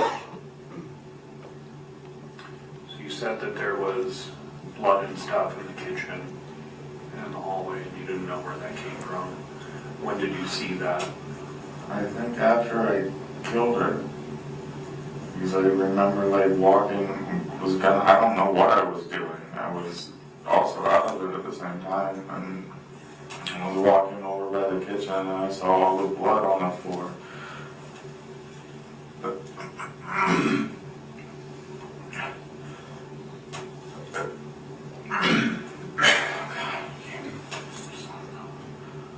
and there was a bunch of blood on the floor, on the tile, or whatever it was in the kitchen, and I'm pretty sure there was some in the car. I'm assuming there was some in the car, but all I remember is the blood in the kitchen.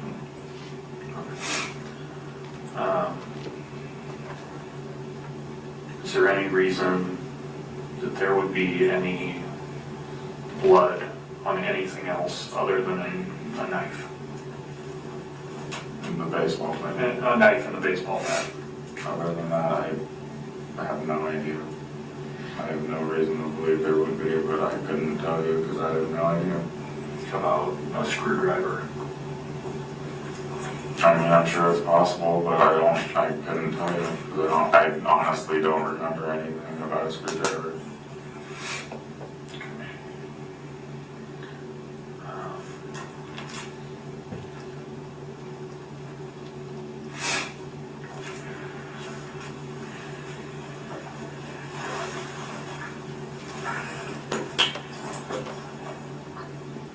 So when you said that when you hit her with the bat, she was like crawling towards the door.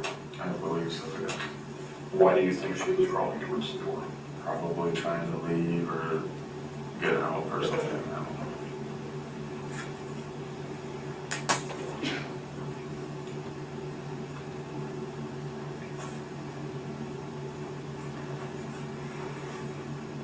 Why do you think she was trying to do that? I'm assuming because of whatever preceded that, but I couldn't even come to tell you what preceded that.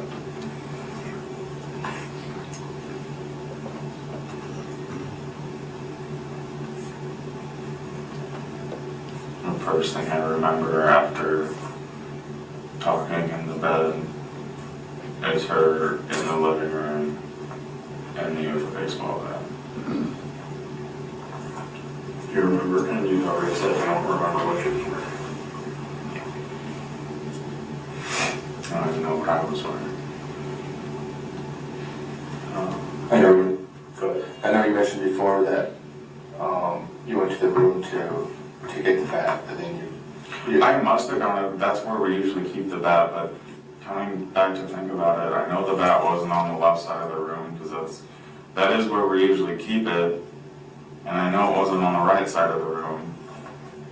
It wasn't behind the door, it wasn't behind her side of the room, so I'm not even sure where the fuck the bat came from at this point. Can you describe the bat to me? It's a like, orange, I can't remember what the make of it is. It's an orange bat, or orange aluminum, I'm assuming bat.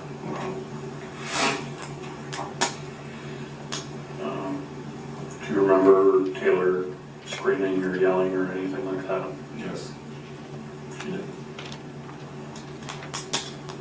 Did she say anything? Not that I know. It was just Screams. just screams.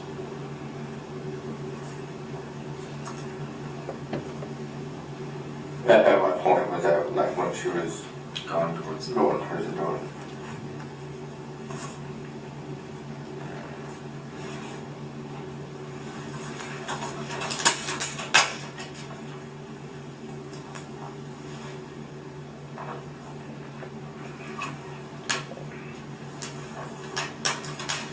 When did she stop screaming? I stopped swinging the bat.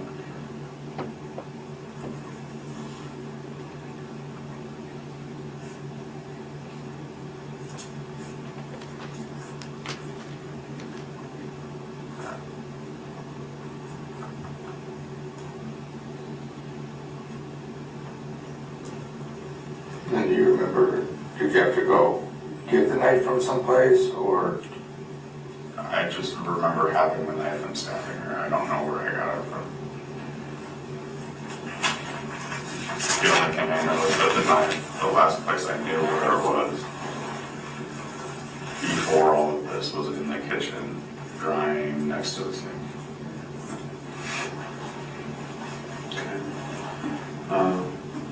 You said she stopped screaming when you stopped swinging the bat. And then after that, you stabbed her. If she stopped screaming, why did you stab her after that? I can't speak to what the fuck was going through my fucked up head at that point.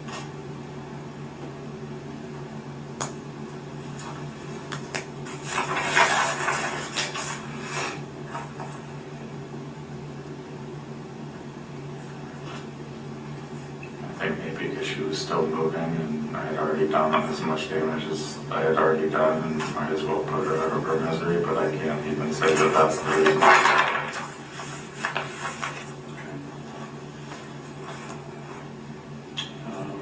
When's the last time you two had sex? That afternoon.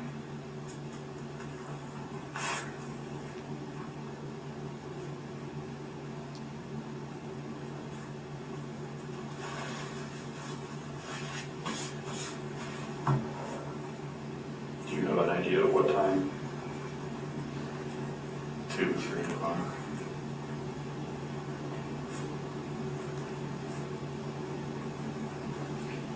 No. 12:30, somewhere in there, because we were watching the news. It would have been the 12 o'clock news. So it was before you went to McDonald's? We went to McDonald's, I want to say we went to McDonald's around 11. So after you went to McDonald's? Yeah.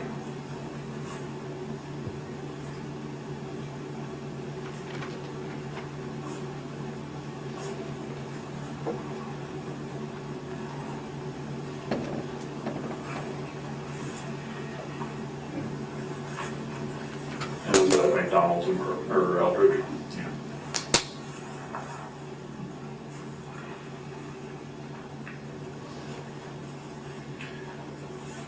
Um,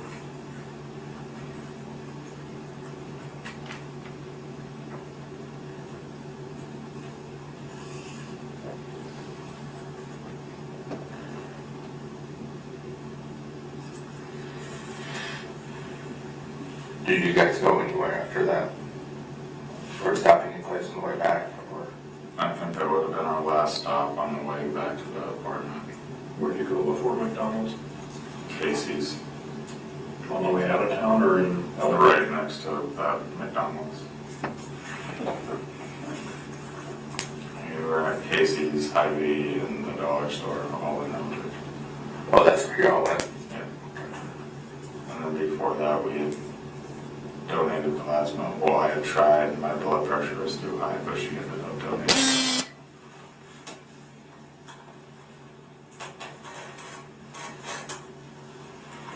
So, I guess what order, said CSL down here?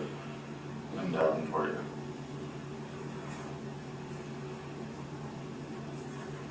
So you did CSL plasma and then, Dollar General, and then Hy-Vee, and then Casey's, and McDonald's, and then the apartment.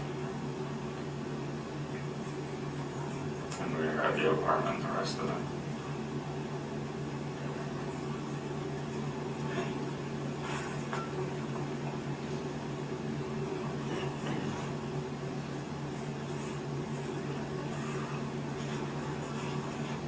do you remember about what time you guys got to CSL?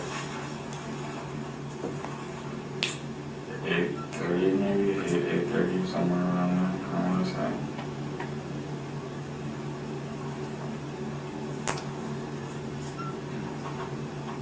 You know what time you left? Or what time you just in Oh, no, so we went to Aldi after the CSL, that's what. The one on Brady here? Yeah. That was in between the dollar store and CSL.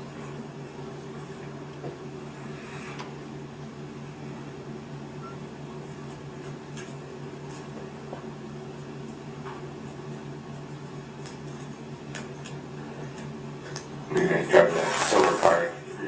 You talked about that.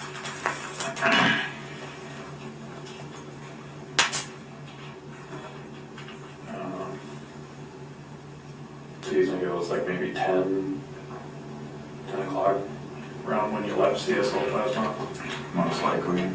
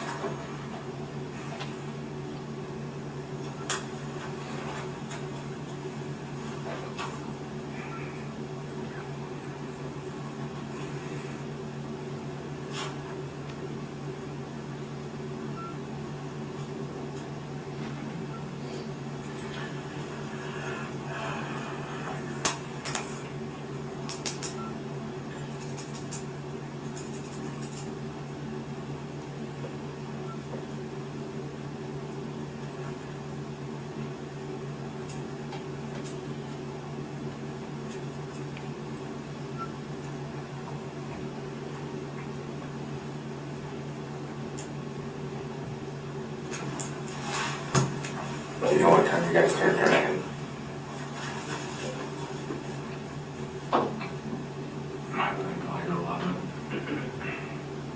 Maybe as soon as you get back. As we got back to the house after we ate McDonald's, I mean, we chilled for like 10, 15 minutes and started drinking.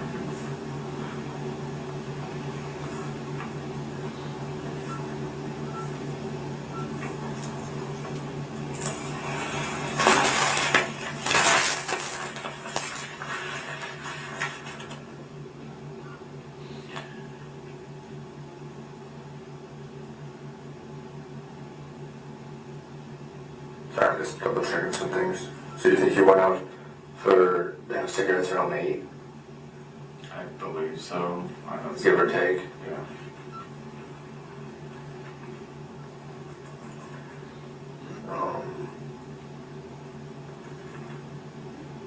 Do you have any idea about what time the argument took place or whatever may have happened prior to that? Oh, prior to that? Like, in between, I know you said there's that gap, you know, like you said, you remember waking up and then you remember striking her at the front door, but obviously there's some stuff that happened in between there. I You have have, no idea. I honestly I couldn't don't know if there's something on TV that may have, We didn't have the TV on, we were talking. okay. I know American Pickers was on, but that was on, that's an all-day thing. So Right. I don't know what time that would. Okay. We watched that for maybe 10 minutes and then turned it off and started talking.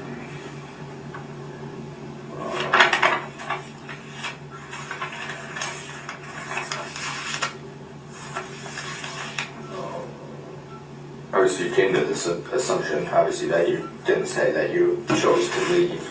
Do you know if you called anyone in between there to tell anyone anything, or? I don't believe so, but I couldn't tell you one way or another if I did or if I didn't. Do you remember anything about the accident? No. I just remember waking up in the hospital.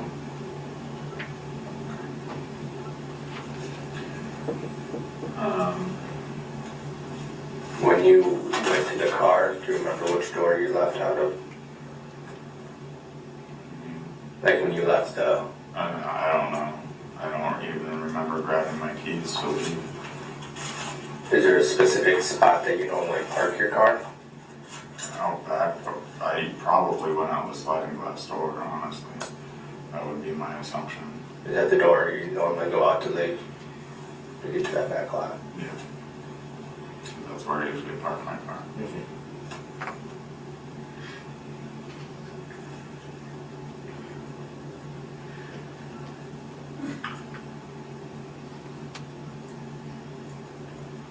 So,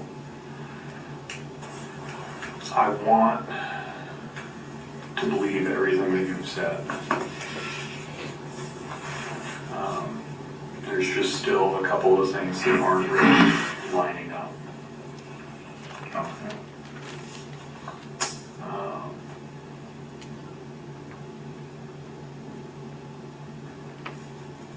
And for that, they don't mind asking.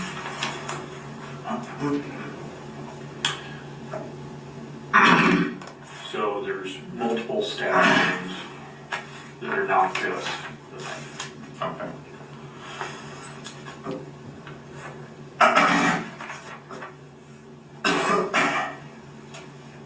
And there's a screwdriver next to the sink in the kitchen. I mean, one would come to believe that they'd be the screwdriver. I can't say that they're not. Like I said, I don't have any recollection of that time from being in bed to hitting her with the baseball bat and stabbing her. I wish I did. I would tell you if I did. I just don't know. I wish I knew. I wish I knew what the fuck led up to this, how this fucking happened, why this fucking happened. I'm sorry, I can't give you all the details. And then her tank top is all bloody and stuff, but not on her. And she's completely naked by the front door. I have no idea why that would be. I have no recollection of whatever would have happened or took place there.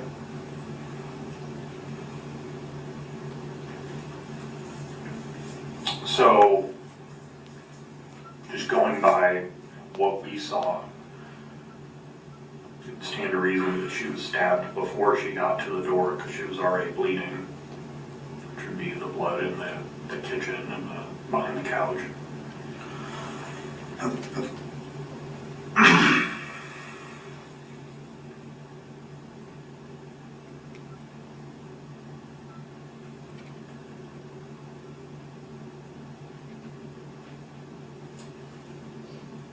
You have no recollection on how you got your cut on your side.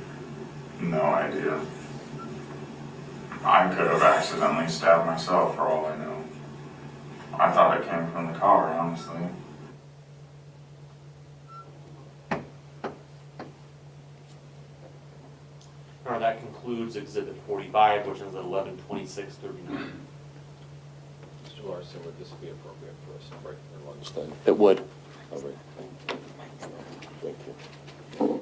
Sorry about that. This would be an appropriate time to break for lunch, Mr. Larson. It would, Your Honor. All right. Ladies and gentlemen, we will adjourn for our lunch. This case. Do you have a pretty good grasp on the evidence that was collected and gathered as a result of the investigation?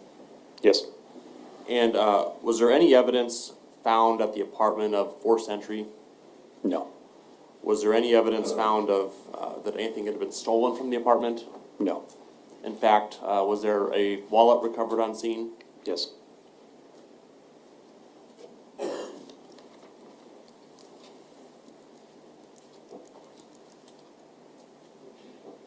No further questions at this time, Your Honor.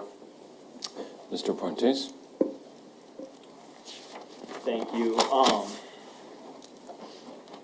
I've already forgotten what your specific title is, Mr. Rowland. What is it again? Currently, I'm a deputy. Deputy.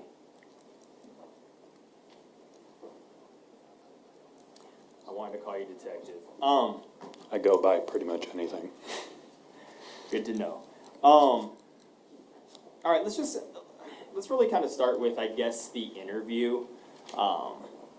There's a fair amount of interrogation techniques, if you will, that exist. Is that correct? Yes. But you'll admit you didn't really use any, right? It was really just kind of a conversation between two, or in this case, three guys. Is that fair to say? I would categorize this as an interview. Yes. Yeah, I mean, you could have lied to him if you wanted to. Is that fair? Could have. But you didn't. Is that Correct. correct? There was just, frankly, as we viewed the video, no need for it. Is that correct? Correct. This individual, Mr. Behal, gave a full statement, or at least as full as he indicated he was capable of providing you. Is that correct? Yes. All right. Now, there were various points during the interview that you were kind to him. Is that fair to say? I'd like to think so. And I imagine that's at least part just your natural demeanor. Is that fair? Yes.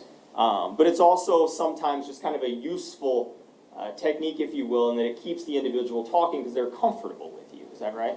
Sure. All right. Is that a yes? Yes. All right. And there were portions of the video where you'd stepped out, and I believe your testimony during, during direct, was that you'd stepped out to speak to your partner or the other interviewer to kind of figure out where you'd go next. Is that correct? That's part of it, yes. Would you agree that there's also some sort of strategic, I don't know, value or benefit in leaving the suspect alone? There can be. Each interview, each suspect, everybody's different. Some people that may be beneficial. In this specific instance, it was to speak with the other individual and to call the units that were on scene, processing the evidence to see if there had been any updates, anything that I should be focusing on. Okay. Now, I want to speak to you, there was a conversation during direct, and I think the question suggested that the photographs that you took, or excuse me, you were present when they were took of Mr. Behal, that those were a few days later, a few days after March 14th, is that correct? Yes, But to be specific, they were taken on March 21st, is that correct? that's correct. And that is exactly 1 week from March 14th, is that correct? I believe that that's the way it works out, yes. You're sure or you're guessing? Without looking at a calendar specifically or doing the math in my head, I'm going to take your word that it's a week. Much appreciated.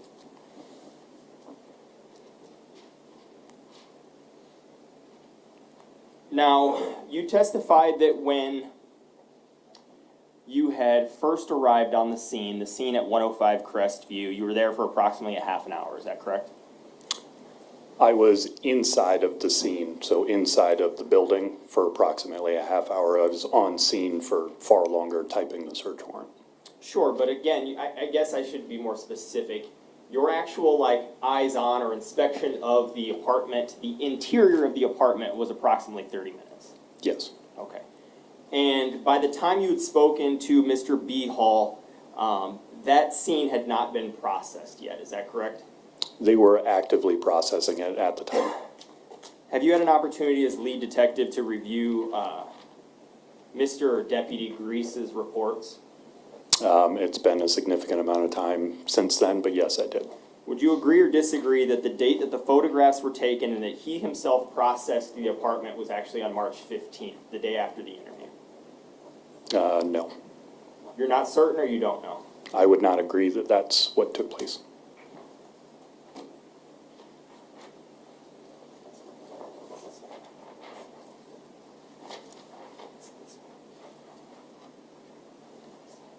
Bear with me.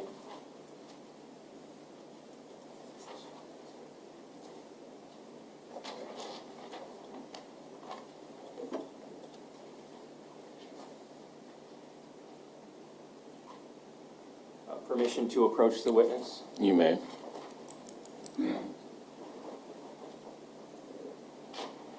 I'm showing you, it's not been marked, this is simply Alex Grease's report. Can you please briefly review that document?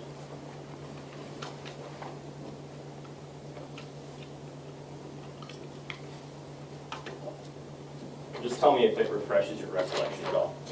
It does. This was in fact Mr. Grease's or Alex Grease's report, correct? Correct. And he does identify a date that the photographs were taken, correct? He identifies the date that the photographs processing the evidence after their collection was taken, but not the processing of the scene in Parkview. Okay, again, what was the date on the report? The date on the report you just handed me was March 15th, the next day. Thank you.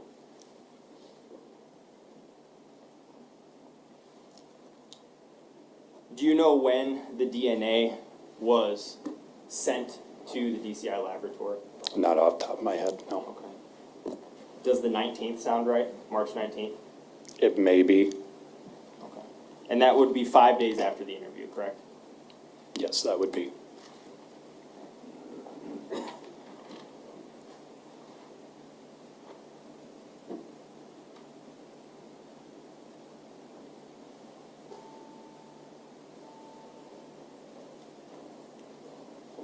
Now, you've already testified to this, but you were lead detective on the scene that night, correct?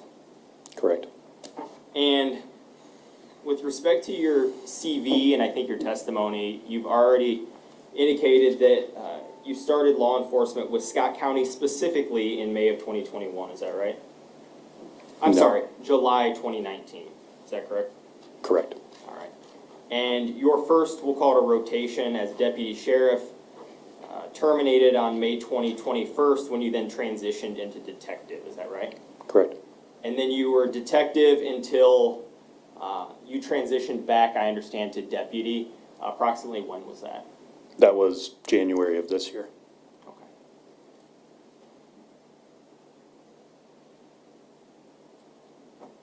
And those are generally approximately 5-year rotations. Yours was just shy of that, is that correct? Correct. All right. And that's at least part of sort of why there's a transition, is that there's a natural kind of, I guess, transitioning in and out of some of these positions. Is that fair to say? It's kind of weird. It was weirdly worded, but I think you understand what I'm saying. Is that right? Yes. All right. Now, I do want to just briefly go through your CV because I think there's some relevance to it. You did draft this document, right? Correct. It's not drafted for you, correct? Correct. So the materials that are contained within it, you placed there, not someone else, correct? Correct. All right. May I approach just for use of the Elmo, Your Honor? You may.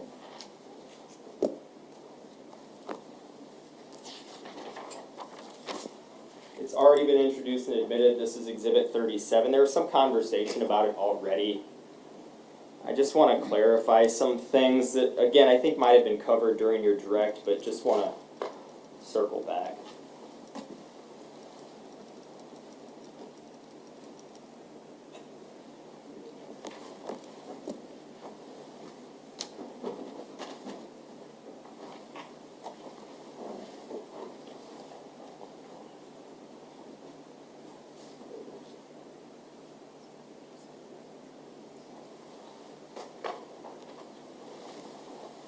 Thank you. And it reads like it's chronological from approximately the time you started as detective with Scott County Sheriff's Office. Is that correct? Yes. Minus, of course, the Law Enforcement Academy, Military Police Academy, that were all listed at the top. Is that correct? Correct. Following, after that, there was interview and interrogation techniques, which consisted of 24, is that academic hours? I believe that it's a 3-day course. Okay. And then we're talking about White Collar Crime Center, is that correct? Correct. And you illustrate, it looks like that's mostly digital forensics type coursework, is that correct? That's correct. Okay. On the second page here, I have no idea how to pronounce that, what that says, if that's an acronym. What is that PATC Tech? So it's PATC Tech. It's a digital forensics practitioner training firm. Okay. Below that is Celebrite Technologies, is that correct? That's correct. And you've already testified about that, I believe, during direct, but could you just, again, reiterate what is Celebrite in generic terms? Celebrite is a digital forensics vendor where, as I said previously, they provide software and hardware for extracting primarily mobile devices, but they also have offerings for computers. Okay. Followed by National Computer Forensic Institute, is that right? That's correct. Followed by, why don't you tell me what that technologies is? Again, Sure. I don't know how to pronounce that. That's Griffeye Technologies. Since this was drafted, they've been procured by Magnet Forensics. Griffeye Technologies is specifically a media processing tool where you can pull photos, videos, audio into Griffeye and just be able to more efficiently and quickly process that information. Okay. And then there's the Dallas Annual Crimes Against Children Conference in 2022, followed by really kind of more of the same, crimes against children. Am I reading that correctly? Correct. And it looks like, again, more or less, the bullet points illustrate that it's kind of digital forensics in nature, maybe child pornography, those style of cases. Is that fair? That's correct. Okay.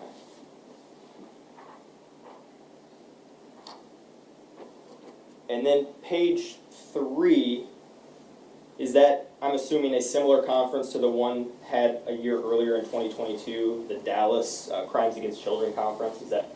Yes, sir. Okay. Then National Computer Forensic Institute, is that correct? Correct. Followed by the National Computer Forensic Institute, looks like just the following year. Correct. And then, I don't know if you attended that twice or it was maybe a more strenuous program that you attended, but similarly titled that followed, is that correct? Yes, so the earlier one in 2024 is for the vehicle forensics course. That's detailing specifically vehicle forensics, infotainment centers. And then the following one is the mobile device examiner, which primarily focuses on cell phones, tablets. Okay. So is it just kind of I guess a fair summary to say that your significant specialty, if you will, is in computer forensics? Correct. And that's the space, at least, in which you've been the most trained, as evidenced by your CV. Is that correct? Correct. Okay.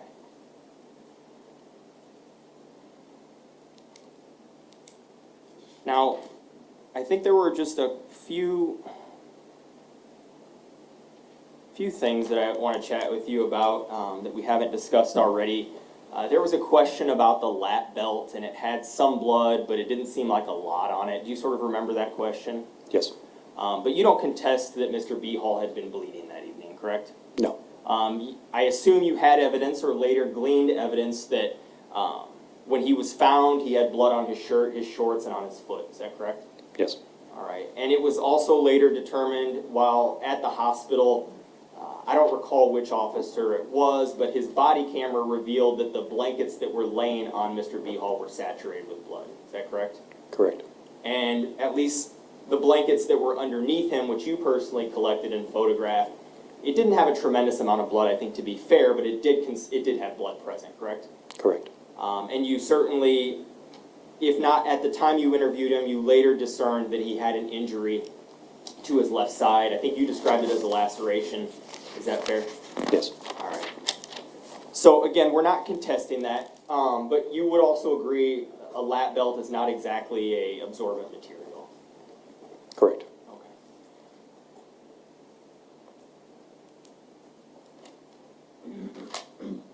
Now, when you started the interview, you testified that you tried to ascertain sort of his sobriety, I guess, for lack of better words. I don't want to say his level of comprehension, because that's not something you can deduce, but certainly his sobriety is something you might be trained to ascertain. Is that correct? Yes. Okay. And you were using some tools or some tips, some tricks maybe, to try to decipher those things. Is that correct?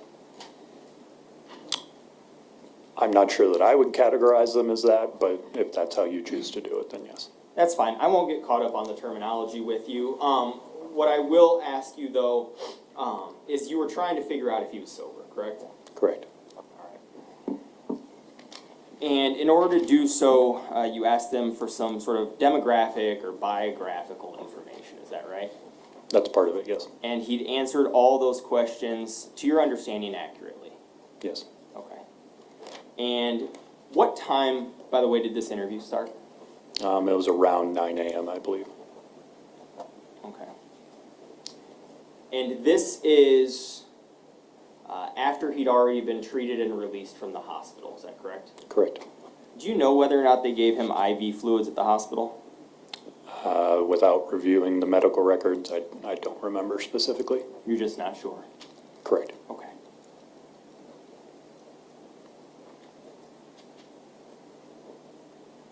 And from the time of the suspected time of the car accident, which I believe was approximately 1:45, this is 7 hours and 15 minutes later, is that correct? Correct. All right. And strike that.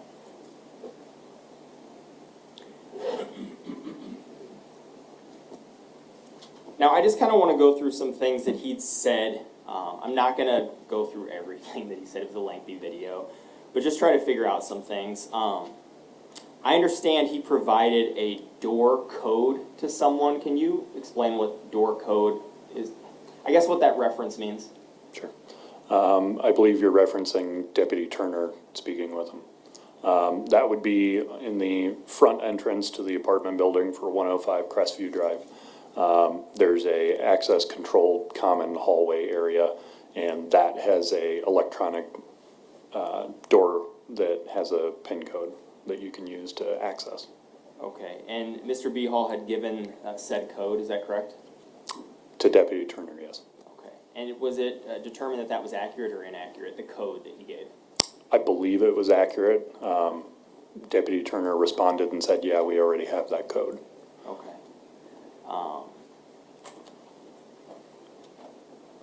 And we already talked about this, but the biographical information he provided was accurate, is that correct? Correct. Okay. He gave I think a year, make, model, maybe color of an automobile that he was operating, is that correct? Yes. Was that accurate? The year was not. The year was not. How far off was he? 1 year. He told you where he was living, is that right? Yes, And was that accurate or inaccurate? it was Accurate? accurate. Okay. He told you he had been drinking that night, is that correct? Yes, sir. And did you have evidence, at least at that time, that that was accurate? Yes, Okay. He told you he was a heavy drinker, is that correct? yes. And was that determined to be accurate or inaccurate?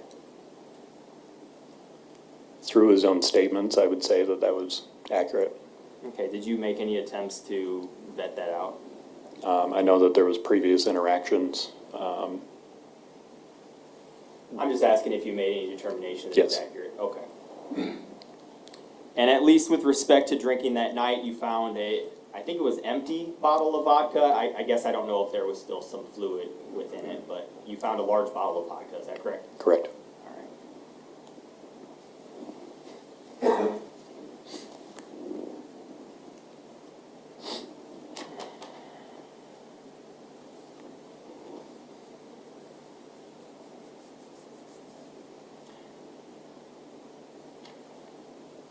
Just kind of out of curiosity, you'd asked him about a game called Garbage, correct?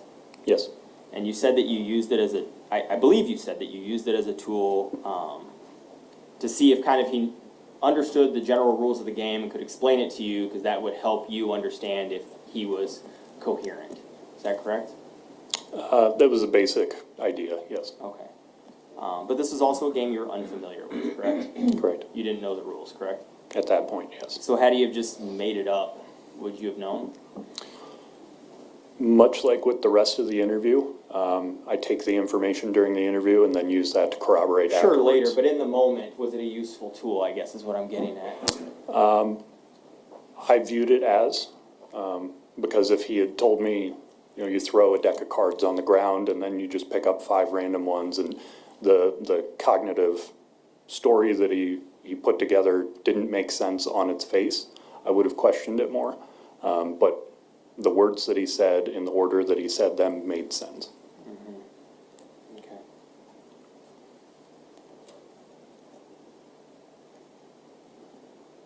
Either while at the scene or in photographs, did you determine whether or not he had any kitchen knives in the kitchen? I didn't specifically search any of the residents. Everything that I witnessed was as it was. I don't believe anybody found any kitchen knives throughout the residence. Okay.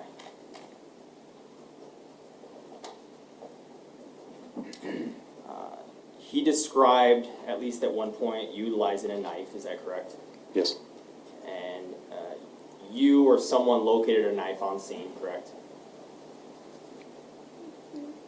in the vehicle. Okay. And it was determined that that was the knife, or believed to be the knife that was used, correct? Correct. All right. And he said that there was involvement of a bat, is that correct? Correct. And that bat was located, I believe, on the couch within the unit, 105 Crestview, is that correct? Correct.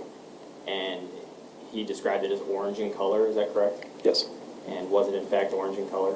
it was. I think he described it as being made of aluminum, which I imagine most, if not all, bats are. But it was in fact an aluminum versus a wood or some other type. Is that It was some sort of lightweight metal, yes.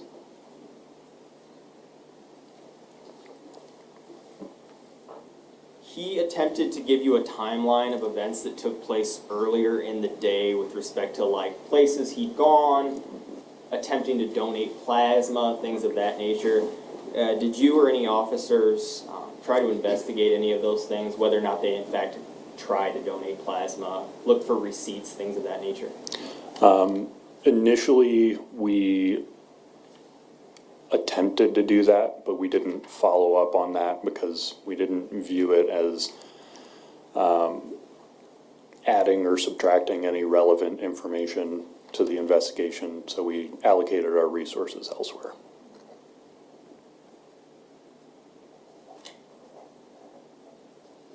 So, just out of curiosity, you don't see value in things that he tells you in determining whether they're true or accurate?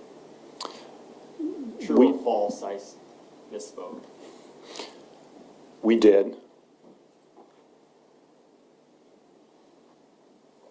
Just not those things, right? They did not have specific connection to the argument that may or may not have taken place. So we didn't view them as a worthwhile endeavor when there were other more concrete methods that I could verify the conversation with my set of skills that we had already spoken about.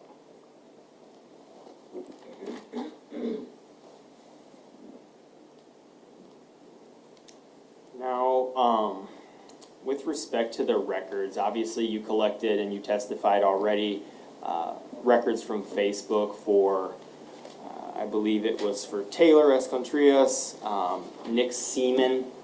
Did you collect Facebook messages for Mr. Behal? I did not. Did you collect phone records of any of these individuals? I don't believe so. Is that, again, just something you didn't find to be a useful tool or road to go down? Correct. Sure. I just want to, may I approach the exhibits again? You may. I'd like to show you what's been marked as, well, marked and admitted as State's Exhibit 38. This is, I think, if I'm correct, Nick Seaman's Facebook receipts, I think is the word you use, is that correct? Return. Return. And I just want to show you this page again because there was already some conversation about it. I think it's chronological from top to bottom, is that correct? That's correct. And I think you said that the last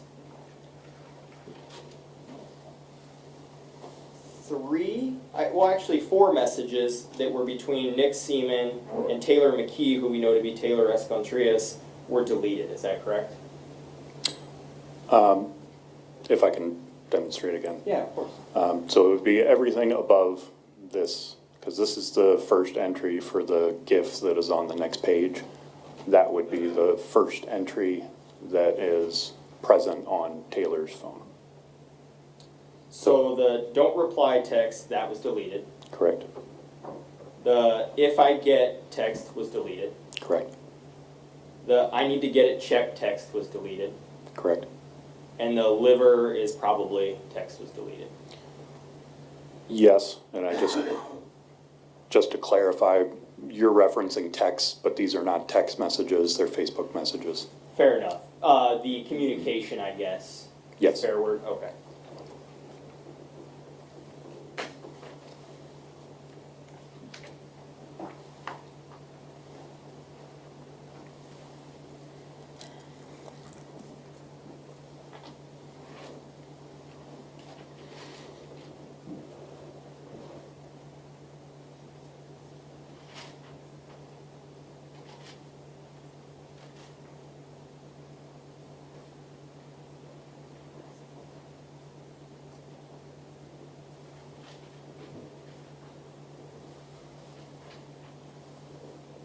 Thank you, that's all I have. Any redirect? Briefly, Your Honor, just one moment.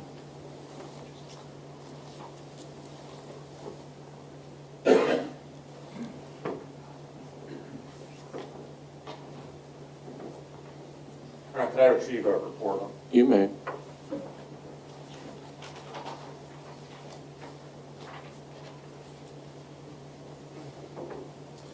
Deputy Rolling, Mr. Puentes had previously showed you a report that was authored by Detective Crease. Do you remember that? I do. And I think you testified to this, but I want to make sure it's clear because I'm not sure it entirely was. Do you recall what was in that report in general terms? Yes. And this report, do you dispute the report's dated March 15th, 2024? No. And does the report reference processing evidence in this case? Yes. What evidence, if you remember, does this report reference processing? There would be various clothing items and evidentiary items to be sent to the DCI for testing.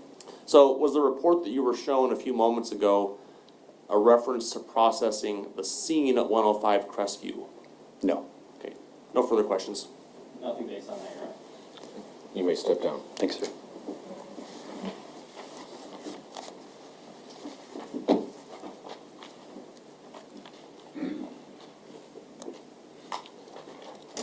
State may call its next witness. Your Honor, at this time, the state rests. Right, thank you. Ladies and gentlemen, as the state has rested at this time, there's a few. Sir, let me just start out by saying, and it's something that we've discussed, you understand that you have the right against self-incrimination, correct? Correct. In other words, well, really, for purposes of the trial, it expands to include the right not to testify. Do you understand that? I do. And to be clear, what that means is that no one present in this courtroom can force you to testify if you should choose not to. Do you understand that? Yes. And we've had conversations, certainly, with respect to strategy, pros and cons of you testifying or not testifying in court. Is that right? Yes. And I've given you the opportunity on multiple occasions to ask any questions you may have with respect to that right. Is that correct? Yes. And it's been expressed to you that if you should decide not to testify on your own behalf, there is a jury instruction that we can request and the court will likely grant, which will inform the jury that they're to take nothing from that. In other words, not to consider that against you. Do you understand that? I do. Now, in order for you, well, should you decide to testify, you would then be waiving your right against self-incrimination, and you would be subject to cross-examination. Do you understand that? I do. The state would have an opportunity to ask questions of you that would obviously differ from the questions that I may pose. You understand that? I do. So with respect to your decision today, have you made a final decision with respect to testifying or not testifying? I have. And is it knowing, voluntary, and intelligent? It is. And what is your decision today, sir? Not to testify.